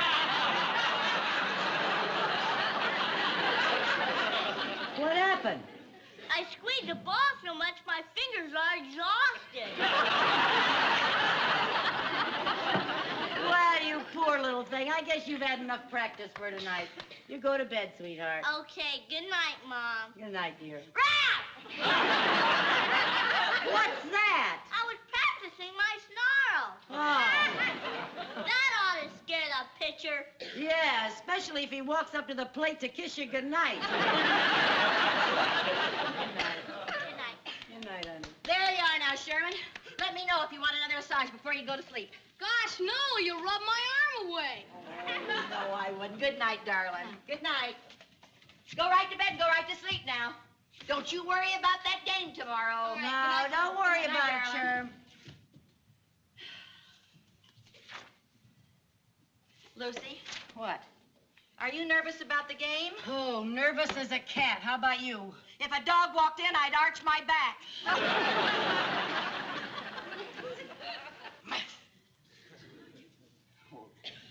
Oh, Viv, this is ridiculous for two grown women. After all, it's only a game. Yeah, it's only a game. Yeah, what difference if Jerry doesn't get a hit tomorrow? And what if Sherman does lose the game? Yeah. Oh. Oh, Lucy, we gotta slow down and save ourselves for the rest of the season. Yeah, I guess with Little League mothers, the legs are the first to go. We just gotta forget all about baseball. Yeah, let's put it completely out of our minds. Right. Let's think about something else. All right. What'll we do? Well, now let's see. It's 10 to 9. 10 to 9, what inning? Bottom of the 5th. Hold up, Tigers! Viv, we gotta get hold of ourselves. Let's think about something else. Yeah, let's eat something. Yeah, okay. How about a piece of fruit? All right. I'm gonna have an orange. All right, I'll have one too. Oh, well, there's just one. Here, you take it. No, I don't need it. Here, give me something else. Oh, no, I wouldn't do that. I like a banana. You're particularly about so having an silly. orange, honest to goodness. Hey, that was a good catch. Wasn't bad, was it? All right. Okay, what's around the infield? Okay. Oh, there you go. Adios. Come on, here. There you go. Oh, you gotta come to this. Are you ready for this one? Right here. Look Put it out, right now. here. There it is. Okay. Why don't we go to bed, try to get some sleep, and forget the whole thing? That is a good idea.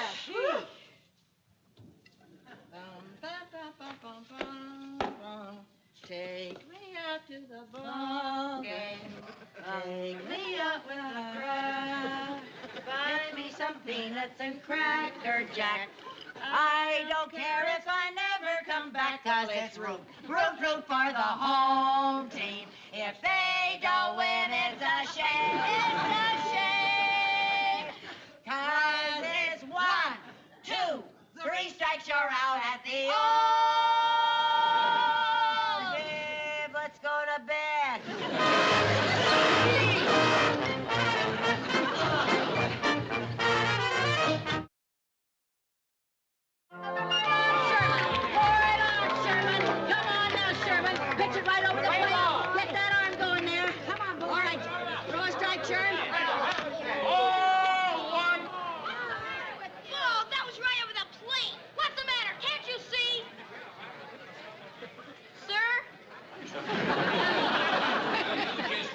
In there and pitch.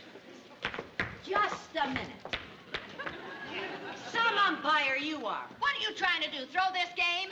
Mrs. Bagley, Mrs. Carmichael, would you please get off the field? Not until you reverse your decision. That last pitch was a strike. How would you know? Because my son said so. And her son doesn't lie. That's how I know. Yeah, that's how she knows. Ladies, please. Mr. Crescent, you tell him. Sorry, I'll get him back in the stands. That isn't what you're supposed to tell him. Ladies, we have a rule in the Little League. No mothers allowed on the field. Some manager you are. Yeah, how much is the syndicate paying you to throw this game? Now, look, if you two are not back in the stands right away, I am going to ask the umpire to throw you out of the park. You wouldn't dare. Umpire?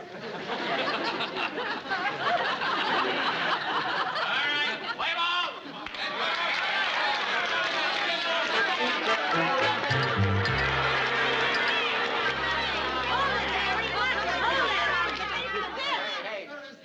Ball one. That's well, that's all right. That's okay. Wait for it.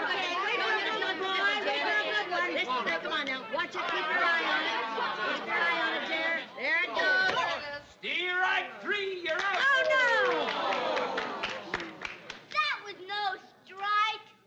know, but you swung at it. It's not fair. I was snarling it. Threw off my timing. I'm sorry, you're out. Come on. Out. Just a minute. Oh, no, not again. This is an outrage. You're giving umpires a bad name. Yeah, and you're not doing too much for doctors either. I bet you have trouble reading your own eye chart. You can see me, can't you? Unfortunately, I can.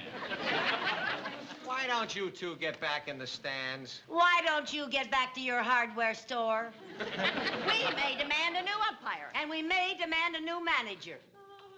Can't you do something about these two meddling mamas? Yeah. Out. Out?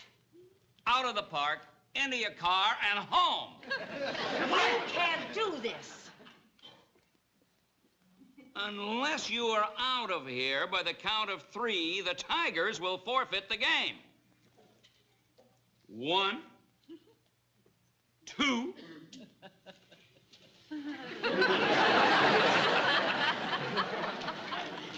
How humiliating. Oh, you'll get used to being kicked out. The first time's always the hardest. You mean you've been kicked out before?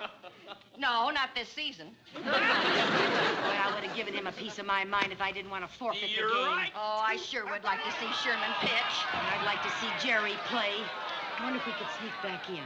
Lucy! Well, it was just a thought. Well, come on, girl, let's go. Listen, Viv. I have some shopping to do. I'll meet you at home later. Okay. See you there. You're out!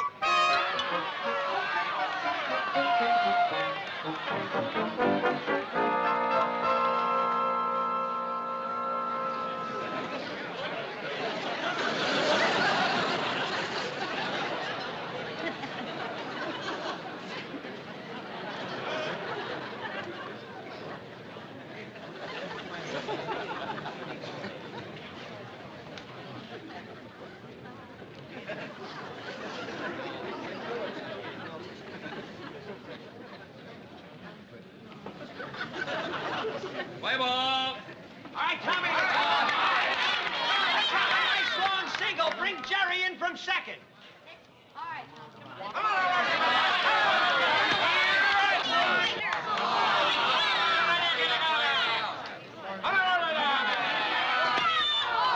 Jerry, run! Run! Slide, Jerry, slide! You're out!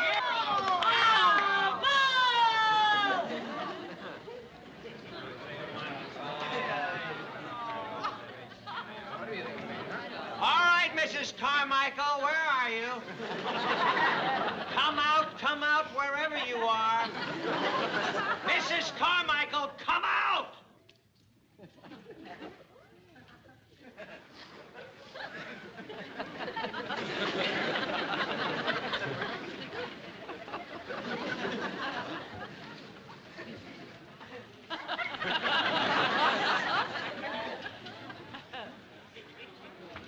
Mrs. Carmichael, do you want me to forfeit this game? No, sir. Well, then get out and stay out. Yes, sir.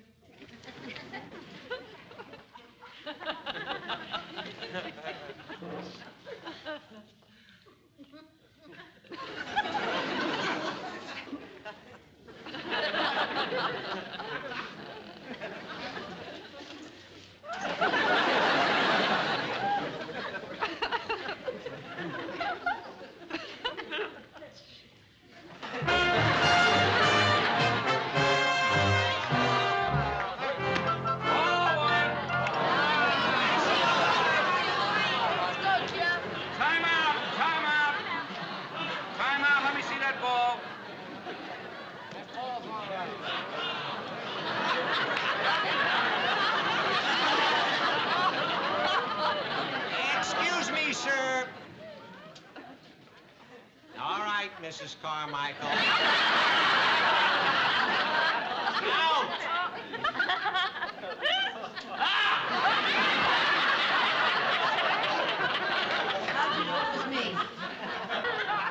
Men don't usually come to baseball games carrying a lady's purse.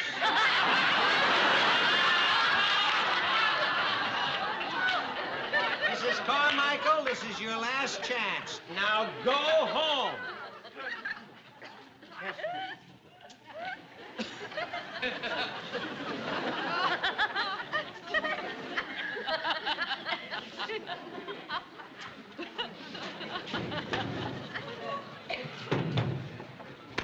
You're right.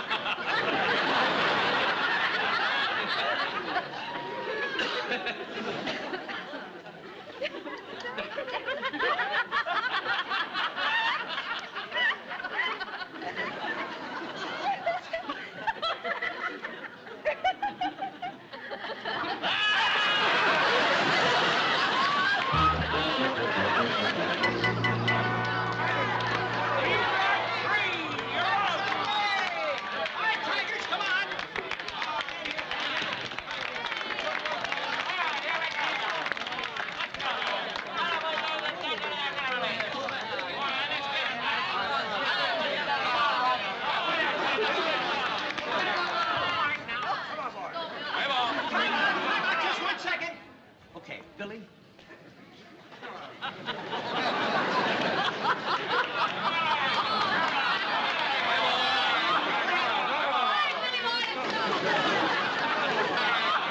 You're right.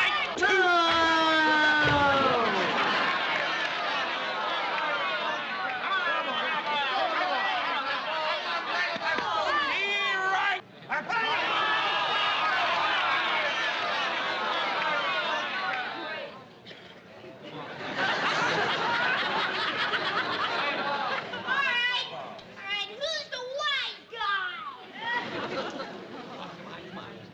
Play ball.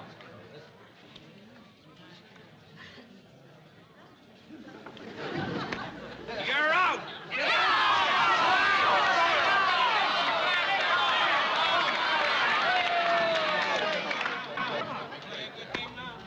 You're right.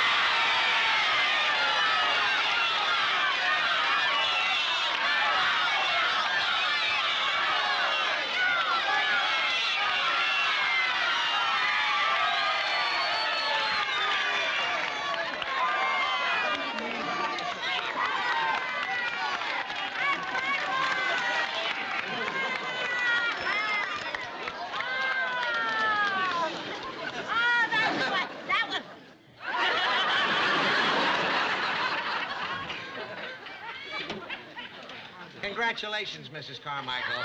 Thank you. Hey, how about that? That was my son that hit that home run. How about that? Wasn't that wonderful? That was my son. Whose son do you think was the winning pitcher?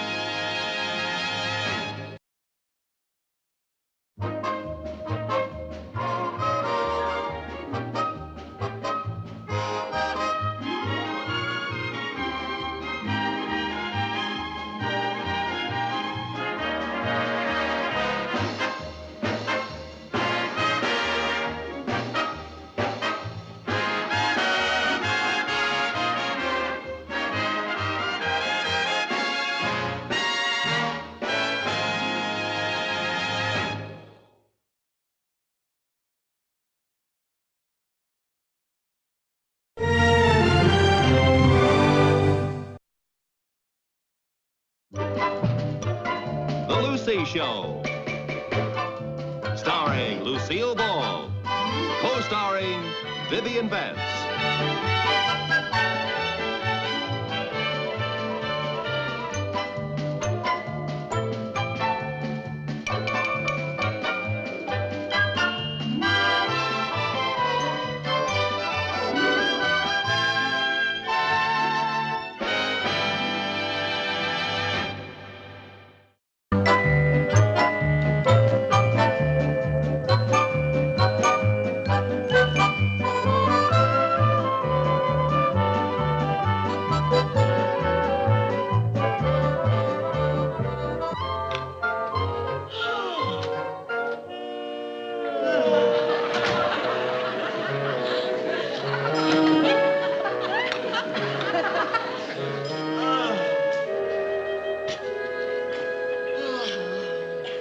Did you get the kids to school on time?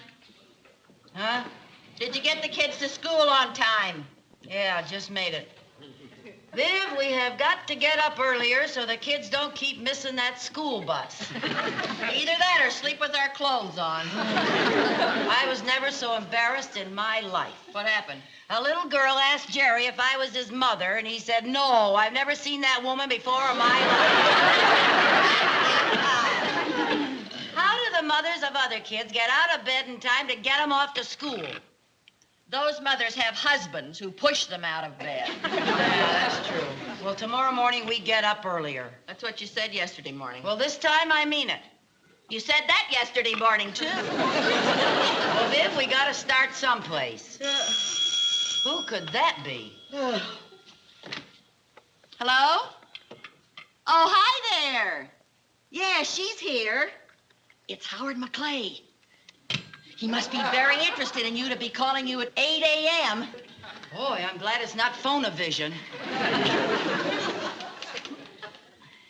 Hello, Howard. Oh, fine, thank you. Oh, I always get up early. Yeah, I like to be up and dressed and look pretty for the children before they go to school. Oh, I had a good time Saturday night, too. Oh, but then I always have a good time with you, Howard. Oh, well, I'm glad you like my dress. Thank you. Oh, tonight? Oh, I'd love to. Uh-huh. Uh-huh. 7:30. Oh, wonderful. All right, Howard. Bye. Well? He wants me to go to dinner tonight. Oh, good. Let's see now, what'll I wear? Viv, he asked me to dinner. I mean to your wedding. Oh, really, Viv? Just because I've gone out with Howard 3 times doesn't mean that I'm serious about him. Anyone who giggles and talks mushy at this time of the morning has got to be serious. Oh, for heaven's sake. Where are you going? Some romantic spot for a candlelight supper? No, nothing like that. Dinner at the boss's house. Uh-huh. That's it. Uh-huh. That's what? Once you get the boss's okay, the ring is practically on your finger. Congratulations, Mrs. McClay. Oh, will you stop? This is nothing but a social evening.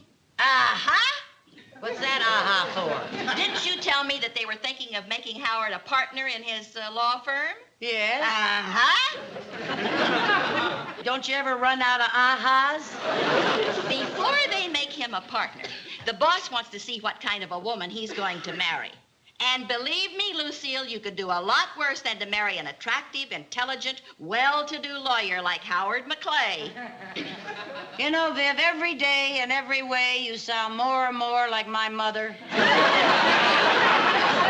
I only tell you these things for your own good. Yes, Mother. Now, Lucy, I mean it. Howard's a very attractive man, even if he is a little stuffy. He isn't stuffy, he's conservative. Uh-huh. You're defending him. That proves that you're serious. Oh, Lucy, I can see it all now. Yesterday, in a simple ceremony, Mrs. Lucille Carmichael became the bride of Howard McClay, well-known attorney of the firm of Donahue, Pomerantz, Lombardi, and, if this dinner tonight goes like I hope it will, McClay. Well, I'm sorry. I wouldn't want to leave you waiting at the church, and I wouldn't want to cheat you out of singing Oh, Promise Me, but I am not going to marry Howard McClay. I am merely going to dinner with him and... Ooh, I forgot something else I got to do tonight. Well, I'll just have to call Howard back and cancel. Over my dead body. But I promised little Jerry I'd help him with his nature project for the Cub Scouts tonight. Oh, dear. Now, couldn't you do both? Well, maybe I could. Yeah. Yeah, I'll give Jerry an early dinner. I'll help him with the project, and then I'll go on my date. Yes, you do that. Yeah, that'll work out all right. La, la, la, la. La, la, la, la, la, la, la, la, la, la, la, da, da. La, la, la, la, la, la, la.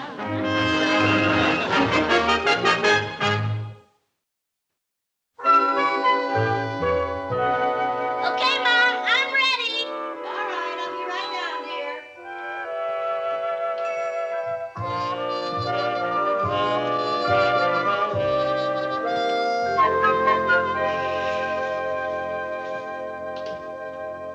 Eesh, what do you do with all those bugs? This is my nature craft project. Those creepy things? I told you I was collecting bugs.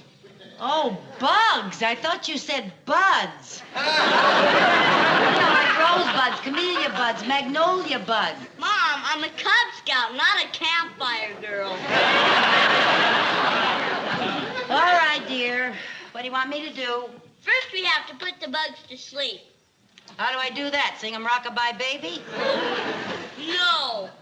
First, you take a piece of cotton. Yeah, Then you put some alcohol on it. yeah. Then you drop it in the jar. Oh, alcohol. Well, that's not so bad. At least they'll go with a smile on their lips. Now,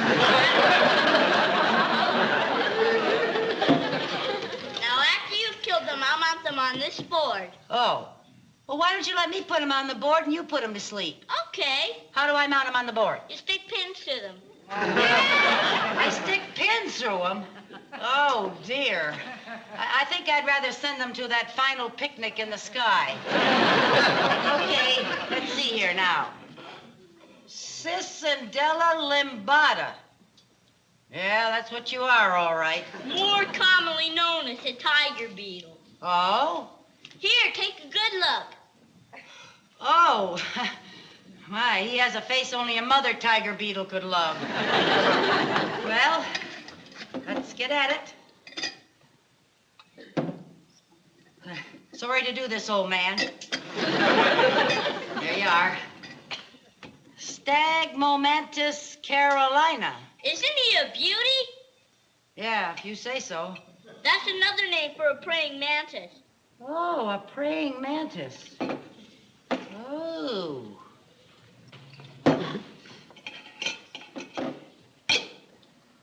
What's the matter? Shouldn't we wait till he's through praying? Oh, come on, Mom. Okay. Oh, he was a brave little rascal. Didn't even ask for a cigarette or a blindfold. What's this? A Lepidoptera blancus. That's my prize. It's a royal white butterfly. My, he's tiny.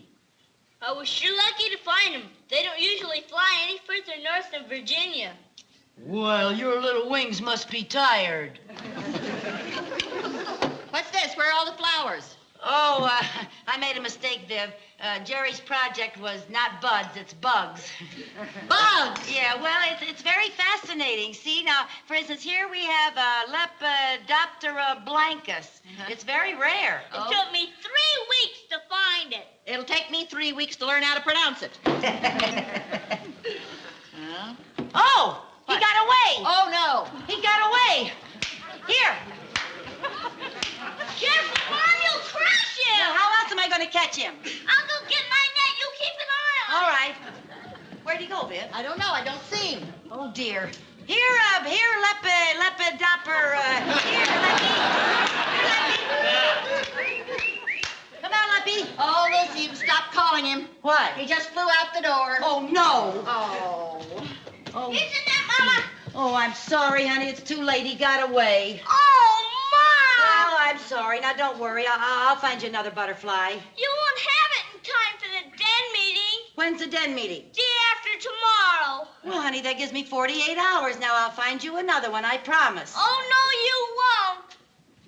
Where are you going? To bed. Aren't you going to finish the project? What's the use without my prize butterfly? This is the most blackest day of my entire life. Oh, dear. He's really taking it hard. Oh, I feel awful. Well, I'll get him another butterfly if I have to go all the way to Virginia. Yeah. Dear.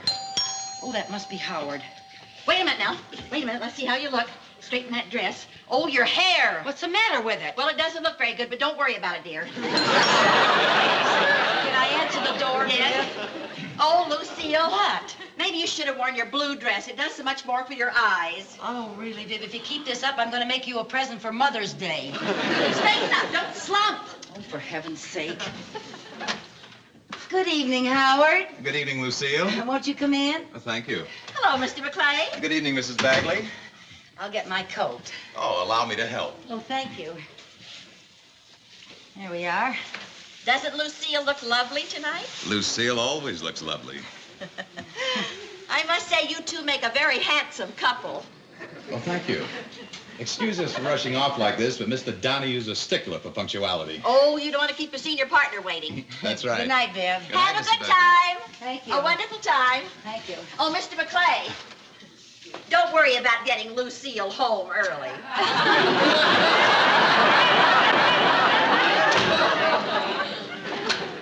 Don't wait up, Mom. I have my own key.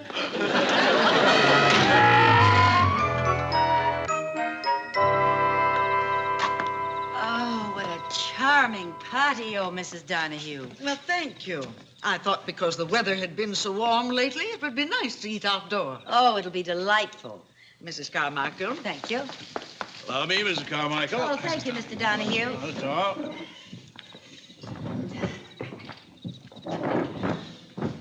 Well, I suppose you've heard. I'm thinking of making Howard a full partner in my law firm. Really, sir? Well, you couldn't find a better man. Frankly, I think you'd make a pretty good partner yourself. Oh, now, Mr. Donahue, are you proposing? Speaking of proposing, I propose we have dinner. Oh, by the way, sir, have you read my brief on the Webster case? Excellent. In fact, it's so good, I'm going to let you go to court with it. Well, thank you, sir. That's quite an honor. You'll deserve to be a partner if you can pull that one out of the fire.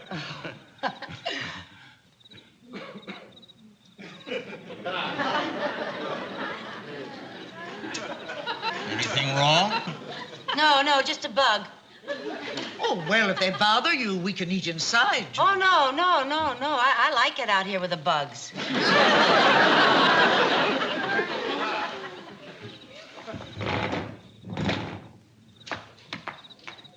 She likes bugs?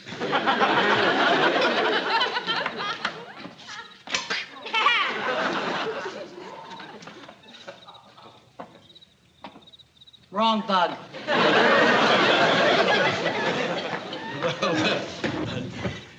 Do you always look for bugs? Oh, no, not always. It's just that earlier this evening I lost one. Well, we certainly hope you find it. Don't we, Howard? Yes, by all means. Missed it. Oh, I'm sorry. Ella, please be more careful. Oh, it wasn't Ella's fault, really. It was my fault. I'm terribly sorry. I was trying to catch that little butterfly. Really, Mrs. Car- I'm terribly sorry. Don't blame Sorry, Ella. Mrs. Carmichael. It's the first time you come to our Well, house. that's all right. It was entirely my fault. Ella, be a little more careful. Well, I must say, Mrs. Carmichael, you're quite a bug lover. Oh, it's not me. It's my son. Yes. You see, he's a Cub Scout. Here, Bug. Here, Bug. He's a Cub Scout, and he has a very interesting insect collection, and I'm helping him with it. Here, Bug. Here, Bug. Here. See, he lost a Lepidoptera blancus, and I'm trying to help him find it. Oh, get away from here. You're not a Lepidoptera. You're an imposter. Yes, he has a very interesting insect collection. He has flies and beetles and spiders and caterpillars, and he sticks pins in them. I'm sure that must be very fascinating. Oh, it is. It is. In case you see a Lepidoptera blancus, be sure and let me know. That's a little white butterfly. Oh, my goodness, I was afraid to ask. No, it's a little white butterfly, and it has blue markings on the wings, and it just like... Don't move!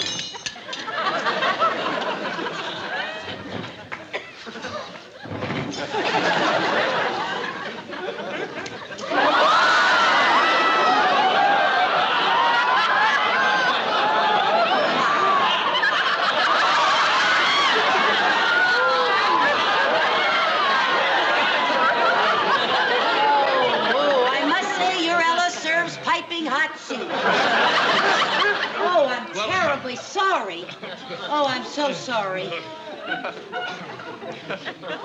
And you know what? This is not a Lepidoptera. It's an entirely different bug. Well, those things will happen.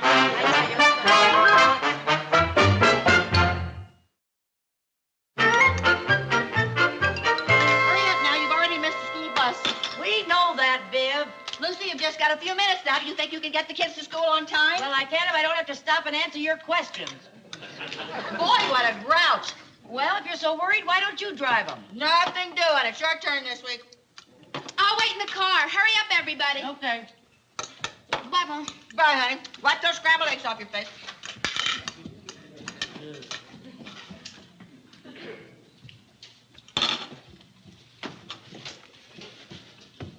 How come you're always the last one to finish eating? I have the smallest mouth. Come on, you'll be late for school. I'm not going to school today. What are you talking about? All right, Chris, lay off that horn. All right, young man, what's this all about? If I go to school, I have to go to the Cub Scout meeting this afternoon. So? I told everyone I had this white butterfly. I can't turn in my project without it. And if I don't turn in my project, I won't be able to go on the field trip. What field trip? We're going to spend a whole day at a herpetoриum. What's a herpetorium? It's a snake farm. Oh, a snake farm.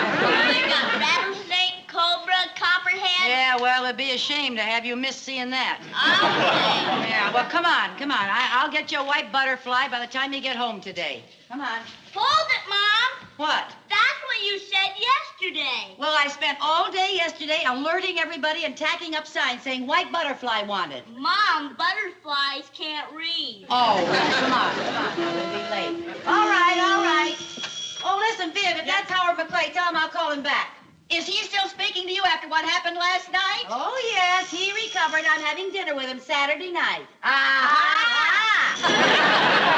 Hello? Yes, you... Wait. Hold it, Lucy. Yeah? Yes? You did? Oh, thank you so much. Yes, I'll tell her. What? That was Mr. Hofstetter at the drugstore. He just saw a white butterfly in that park across the street from the courthouse. Good. I'll pick it up as soon as I get the kid back. Wait a minute! Lucy, you can't go running all over town in your... bathrobe.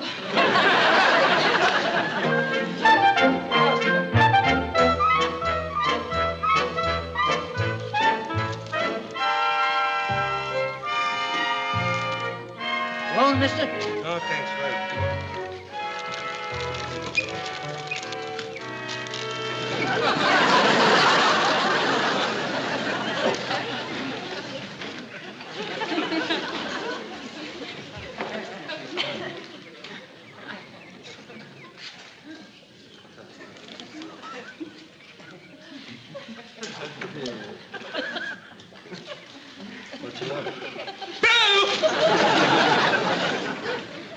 I'm looking for a Lepidoptera blancus. Of course you are, yeah. Yeah, it's a little white butterfly with blue markings. Mr. Hofstadter said it flew into the park. Of course it did. We didn't have to see it. Oh, no.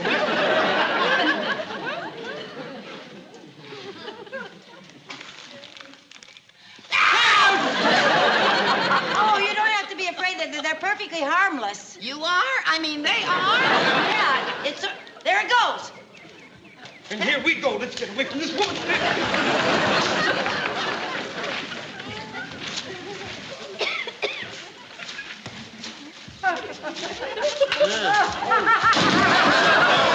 Lady, look what you did. I'm terribly sorry. Huh.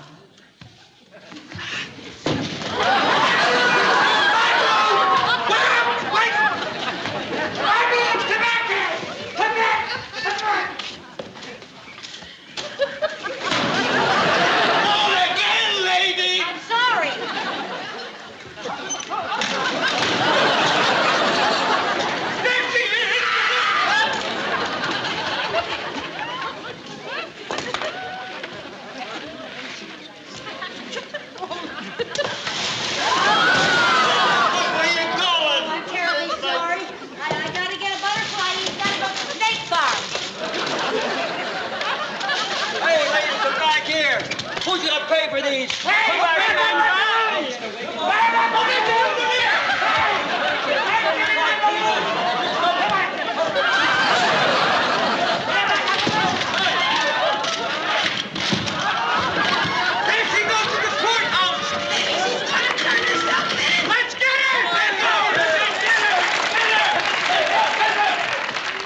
Thank you, Mrs. Wickenhauser, for your eyewitness account of the accident to my client. Surely. You may cross-examine. Mrs. Wickenhauer, you say that you were in the lobby of the Danfield Bank building at 10 o'clock in the morning when the accident presumably occurred. That's right. And isn't it true that you were dressed in your bathrobe and nightgown? That's right. Your Honor, I object. I'm only questioning the credibility of the witness. Objection overruled. Proceed. I've never seen a woman in downtown Danfield at 10 o'clock in the morning in her nightclothes. Mrs. Wickenhauser, would you like to explain why you were so dressed? Well, I drove my husband to work. He left his lunch in the car, and I was taking it back to him. If he doesn't get his corned beef sandwich and some of my homemade coleslaw, he's in an awful snit. And this witness expects the court to believe that the women of Danfield have so little pride and to appear in a public building in nightclothes. Your Honor, I fail to see what the witness's clothing has to do with this case. Objection sustained. Proceed. Now, Mrs. Wickenhauser, you said that you were standing right next to the plaintiff. Were there other people around? Oh, yes. Lucille! How many? Oh, Howard. Oh, hello, Mr. Donahue. Pardon me, I gotta get that. Oh, Order in the court! Order in the court! Bailiff, remove this person from this courtroom! Order in the court! McClay! Mr. McClay! This is nothing more than a cheap theatrical stunt to prejudice the jury. Your Honor, believe me, Mr. Donahue, I expect you in my chambers immediately. I want an explanation. Order! Bailiff, remove this woman from the courtroom. Order in the court. Oh, he's a beauty. I'm sorry, Your Honor, but I promised my son that I'd get this for him. Wait a minute now, let me get him. I don't want to injure him. Oh, isn't he a beauty? Madam, this happens to be a court of law. And would you be so kind as to remove this net from my head? Yes. I declare a mistrial. Jury's dismissed. Court is adjourned. This is Carmichael. Terribly sorry. We had this case won until you walked in. Oh, Mr. Donahue, I'm terribly sorry, but I just did it for my little boy. Weren't you ever a Cub Scout, and didn't you ever lose your Lepidoptera blancus? Oh, I'm sorry. Oh, Howard, I guess our Saturday night date is more or less off, huh? All right. Put her out to me. Push no paper, all of you. Put away. Quiet. Well? Well? even if you couldn't think of me as a date, do you think you could think of me as a client?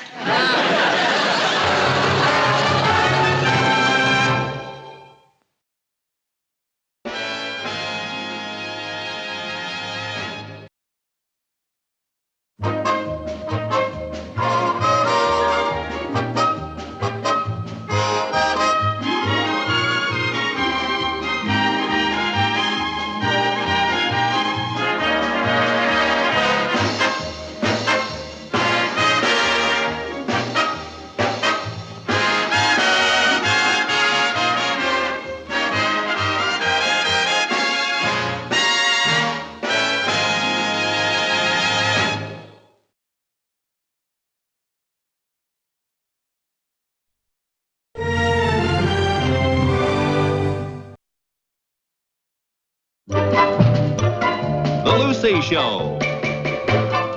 Starring Lucille Ball. Co-starring Vivian Vance.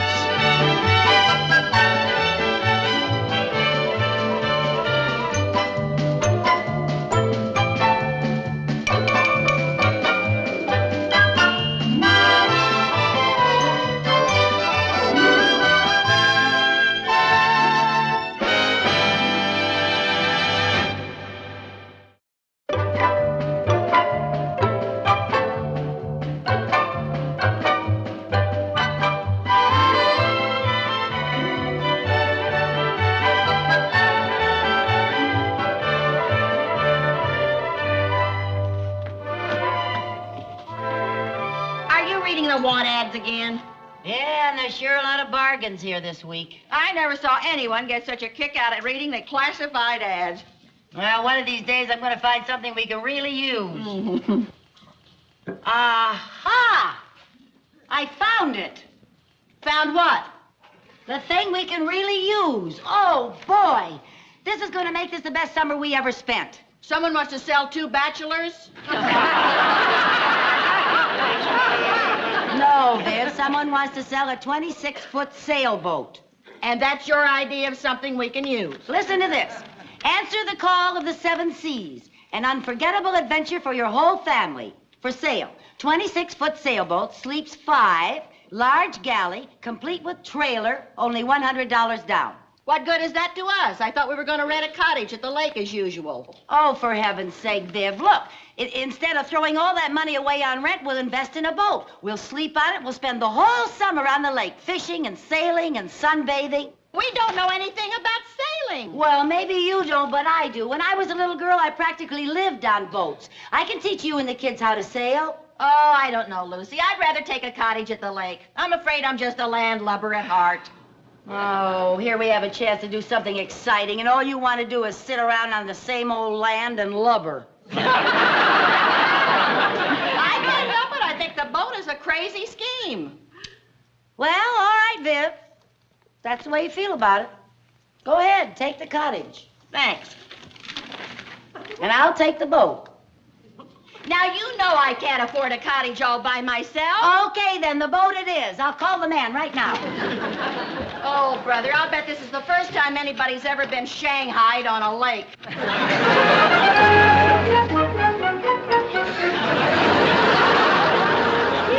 how about that?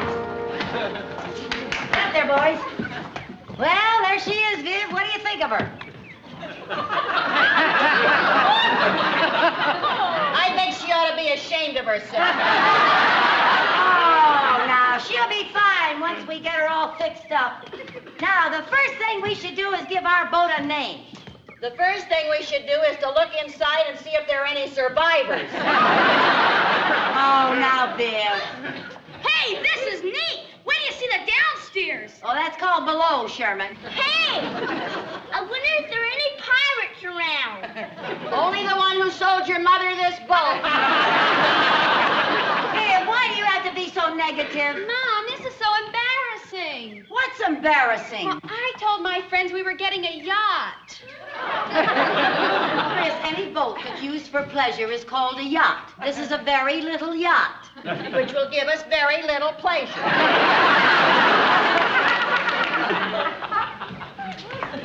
Honestly. Lucy, will you tell tell me something? When you saw the shape this was in, why did you buy it? When I looked at it, the hull was in the water, and I didn't have Lloyd Bridges with me. Well, let's face it. This is an old wreck. It is not a wreck, and it is not old. I bought it from the original owner. I believe you. I wonder if he was standing where you are when he discovered America.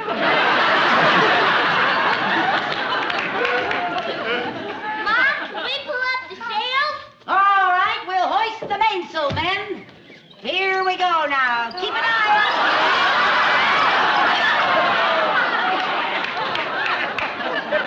Well, I didn't see those either. The men had them all rolled up. Woo, whoosh. Listen, are you going to stand around griping, or are you going to pitch in and help fix this boat up? Oh, okay. What do we have to do? Well, we got to mend the sails, we got to sand down the hull, we got to strip the paint off the mast, then we have to varnish it again, we have to polish the brass, and we have to caulk up the seams. And give it a shave. Look, sailor, we got a lot of work to do, so heave to and start scraping those barnacles. Lucy, will you tell me something?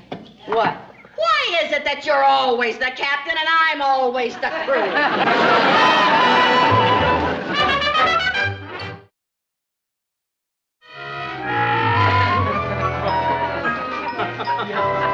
Come now, let's not slap it on like that. Let's make strokes like an artist. You have to go with the grain. Aye, sir.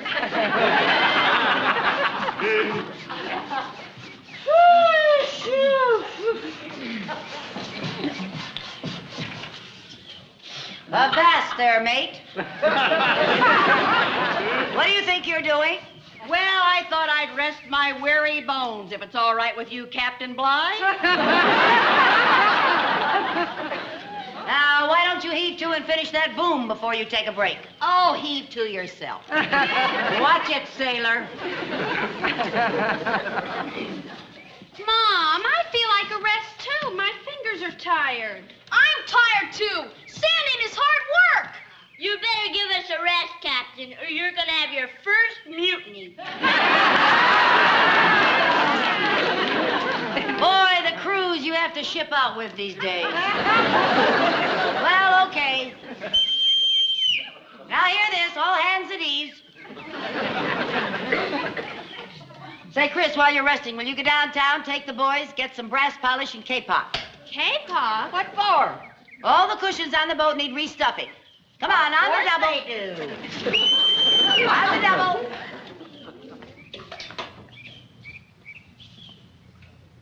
I like to run a taut ship. A taut ship is a happy ship. Oh, go shiver your timbers. Watch it, sailor. Hey, I felt a drop of rain. So? So, we got to get this mast under cover. Don't tell me you bought a sailboat that we can't get wet. But if the mast gets wet, the varnish won't dry. And just where are we going to put a 35-foot mast? In the house. In the house? Unless you happen to have a 35-foot umbrella handy. Come on, get a hold of the other end. On the double, on the double.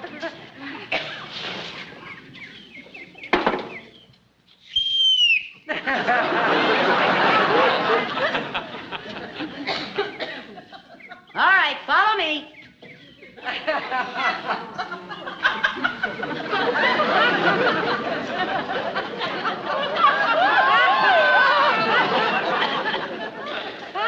And all I wanted to do was to go to the lake and lie in a hammock.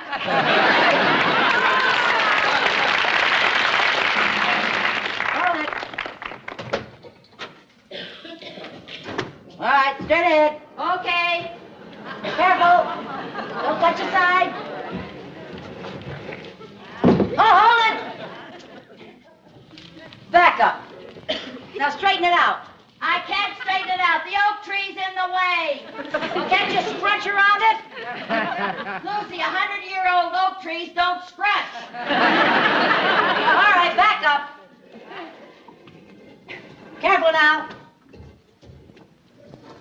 All the way back. Let's go, sailor, on the double. All right. Full steam ahead.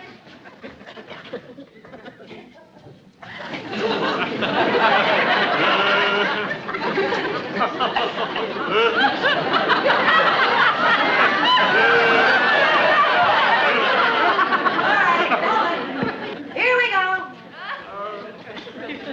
Straight ahead. Hold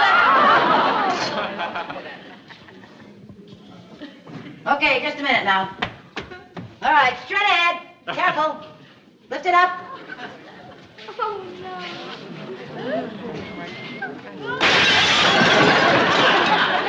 What happened?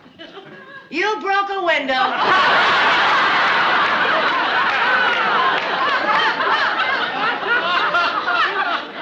I broke a window. Well, don't worry. Accidents will happen. Back up. Hold it a minute.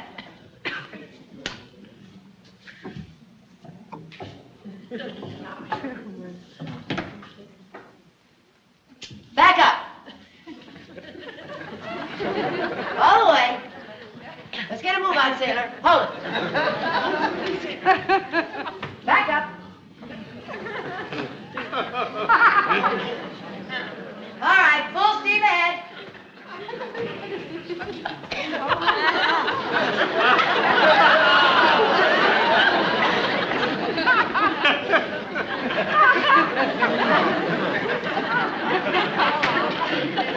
All right, hold it. Go straight ahead. Into the bushes there. Now go around. Come on, not the double, sailor. Straight ahead.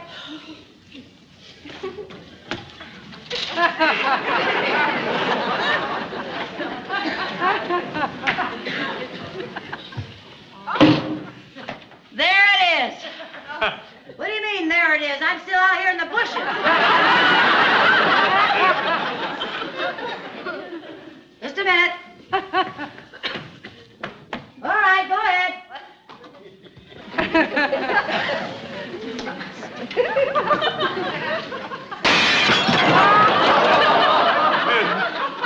What happened? We're even. All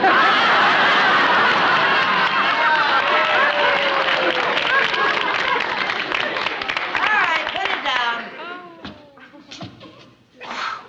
Oh, boy, I'm tired. Whoosh. Me too. I'm beginning to feel sorry that I signed up for this cruise. Hello. Oh, hello, Mr. Hussey. Oh, well, we've been working on her for days, and she's really yar. Oh, that's wonderful. Oh, thank you, Mr. Hussey. Great news, Viv. Mr. Hussey says that we have a mooring. We can put the boat in the water on Saturday. You have made an old way very happy.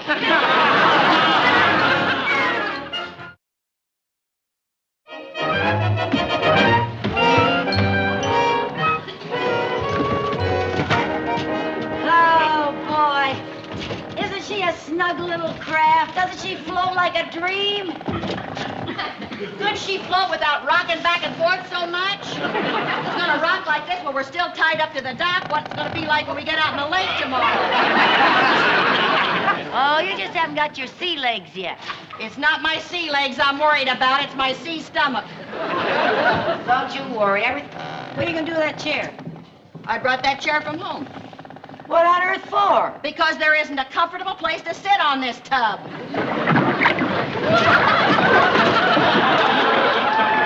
Lucy, what's that? Nothing. A large motorboat probably went by in the middle of the lake, and the waves finally got to us. Do you mind if I take the bunk that's closest to the dock? Oh, I don't care.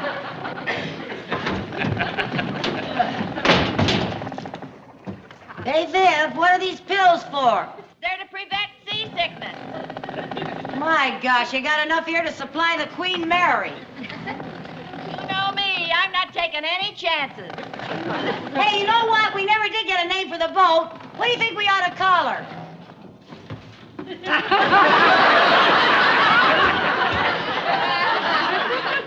Oh, good heavens. Maybe we better name the boat after you, Chicken of the Sea.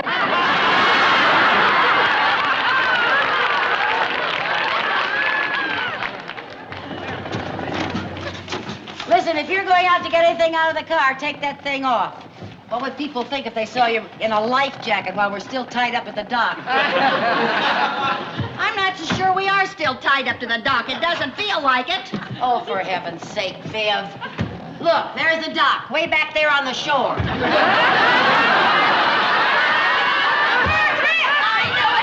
knew it. We're out in the middle of the lake. I don't remember. I tied us with a half hitch. That's my best knot.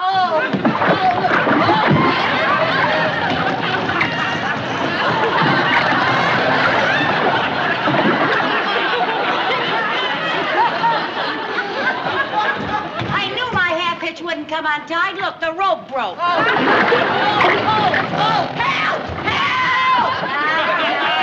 Take it easy. All we have to do is hoist the sails and head for the shore.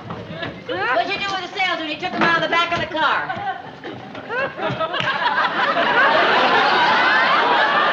What'd you do with the sails? Didn't you take them out of the back of the car? Didn't you?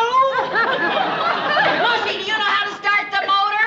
There is no motor. No motor? Why not? People who believe in sailing don't have motors.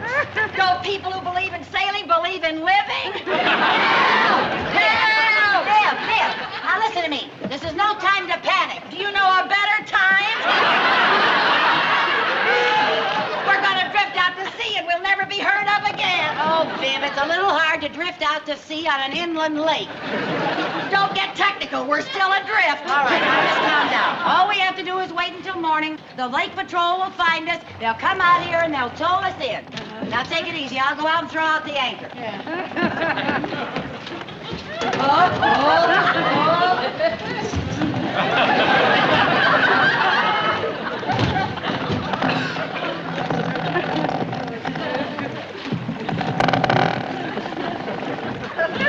There, anchor's out, all secure. Well.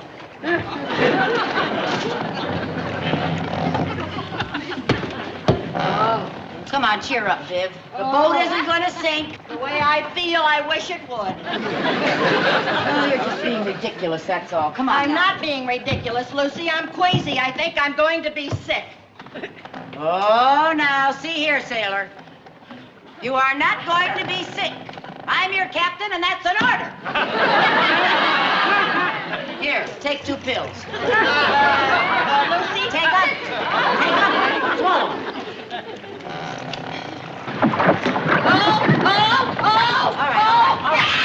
All right, Viv. Now, look, it's all right. Now, why don't we take our mind off our troubles? What would you like for dinner?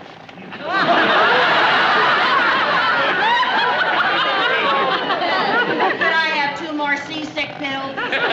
Oh, no, you can't. They make you sleepy. We got to keep our wits about us. Now, how would you like some pickled pig's feet? Maybe some, chicken chow mein. How's that sound? Or wieners and sauerkraut. Whole meatballs. How's that?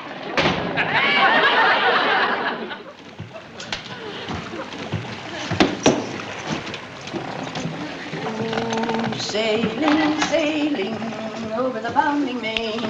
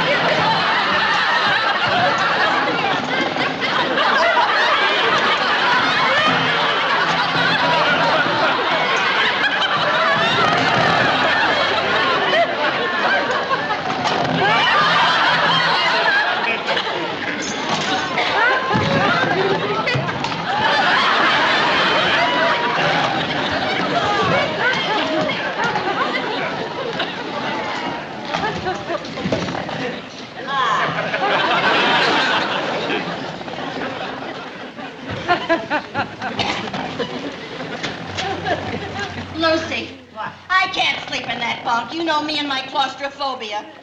That bunk's too long and narrow, and it's close to the ceiling. Well, you get used to it. Why should I, unless I'm going to join the submarine service? Boy, I'm sleepy. Oh, this is swell. You're too sleepy to sit up and too neurotic to lie down.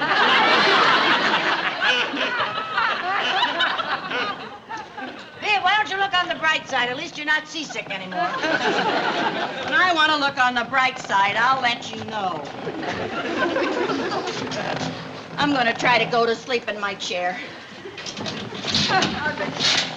I don't know what could be wrong with those bunks. We tried them at home and they were fine. Well, try one now that we're on the high seas. All right, I will.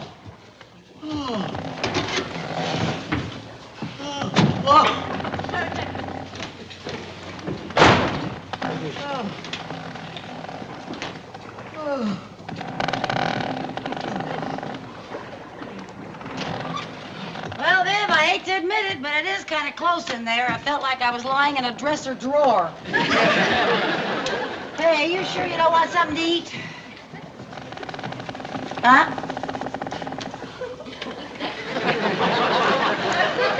You sure you don't want something to eat, Viv?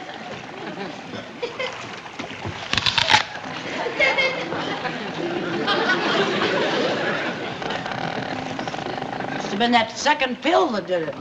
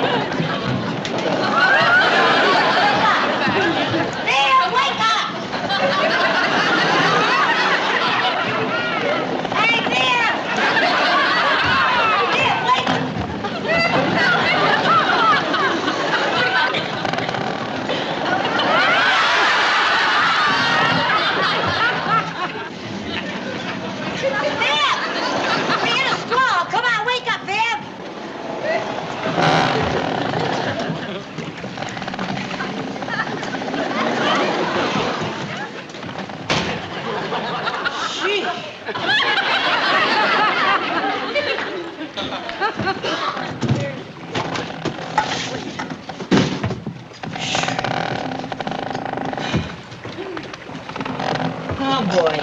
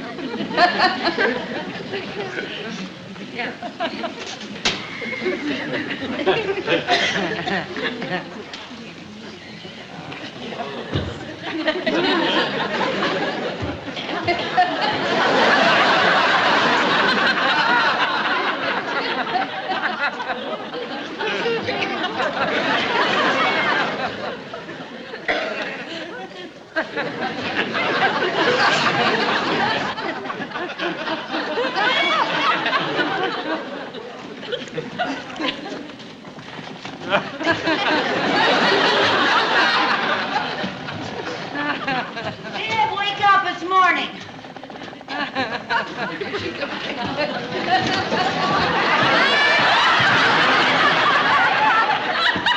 Wake up, it's morning. Boy, I gotta hand it to those seasick pills. I slept all night in my chair and I didn't even move. Yeah, well, thank goodness it is morning, because now all we have to do is wait for the Lake Patrol to find us, and then everything's going to be fine. We sprung a leak!